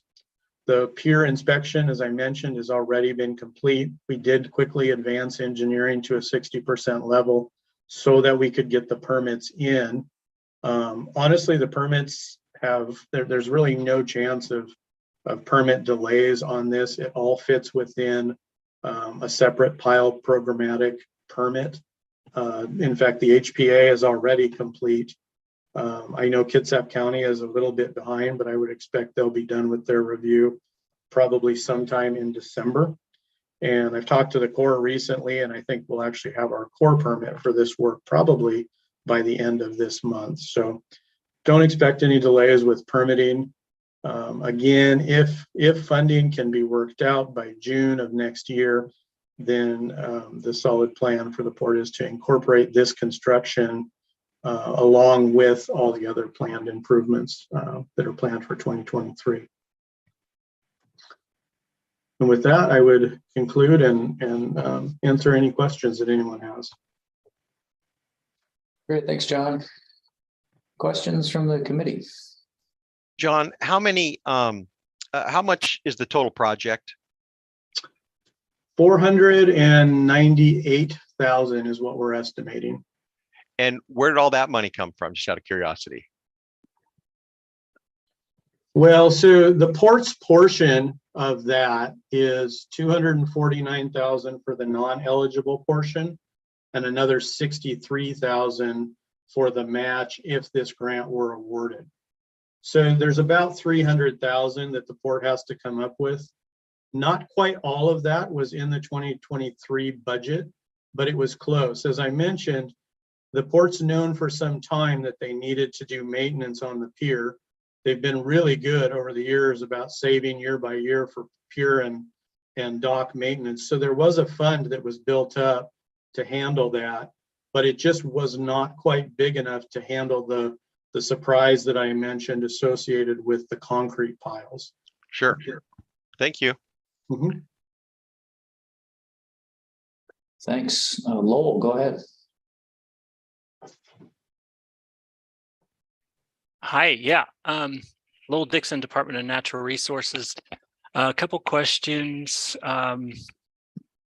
You mentioned 50% prorate. I'm just curious how, this is more of maybe a grant management question, but how do you come up with that 50% versus 25% or 30%? Mm-hmm. Yeah, it's a little tricky for this site specifically. We went through that during the prior grant cycle. We did a lot of surveys, just historically the port knowing what type of users are there. And we went through this in great detail in our prior grant request and talked with, at that point, it was Kim Sellers managing the project. Can't remember if Carl, you and I talked about this or not, but we had arrived at a reasonable proration of 50% based on use previously. So I stuck obviously with that same proration for BFP. Okay. And then the condition of the pier now, my question is, well, if you replace these piles, is there a lot of future work that needs to be done to replace the decking and maybe the components of the pier, the stringers, Mm-hmm. those types of things? Yeah, absolutely. I mean, it's an older timber pier. It'll require ongoing maintenance, just like all of them do. The thing is, most of the unknowns were in the pile, and that's really what's in bad shape. The structural assessment we didn't include just the pile, it included all the structural components. So really everything except the handrail and the decking was included in that assessment. And what came out of it was really the urgency was just those 20 pile. The rest of it's in reasonably good condition. Maintenance will need to certainly go on for years to come, I'm sure, but it should be predictable and manageable and something that the port can reasonably budget for with their own funds so that they can kind of prioritize and do it a little bit at a time, typically on a 2 or 3 year cycle. Great. Thank you. Mm-hmm. Thanks, Lowell. Go ahead, Shane. Yeah, hi, Shane Belson, Department of Fish and Wildlife. Yeah, hi, Shane. Hey, I've always enjoyed your presentations over the past cycle or two. Thank you. And I was just listening to some familiar types of elements, and then you said the word maintenance, and it just sort of caught my attention. And I know it's not a maintenance project, because BFP doesn't fund maintenance. This is like I just wanted to clarify maybe more with Carl. This is not unlike a lot of other projects that replace certain essential elements of a structure. But how do you, so my first note would be, I looked for the word maintenance in like the application, and then I was looking through I was just sort of scanning the slides. I never saw the word, I just heard it once. And so just, I guess, avoid that slippery slope, if it might be unintentional while you're updating your materials. But to you, Carl, this doesn't fall anywhere near like a maintenance type activity, right? Because it's similar to other types of projects where they're replacing major elements of a facility. Right. Yeah, I think we would characterize this as renovation. So I think it fits for the project as, it's development in PRISM, development or renovation.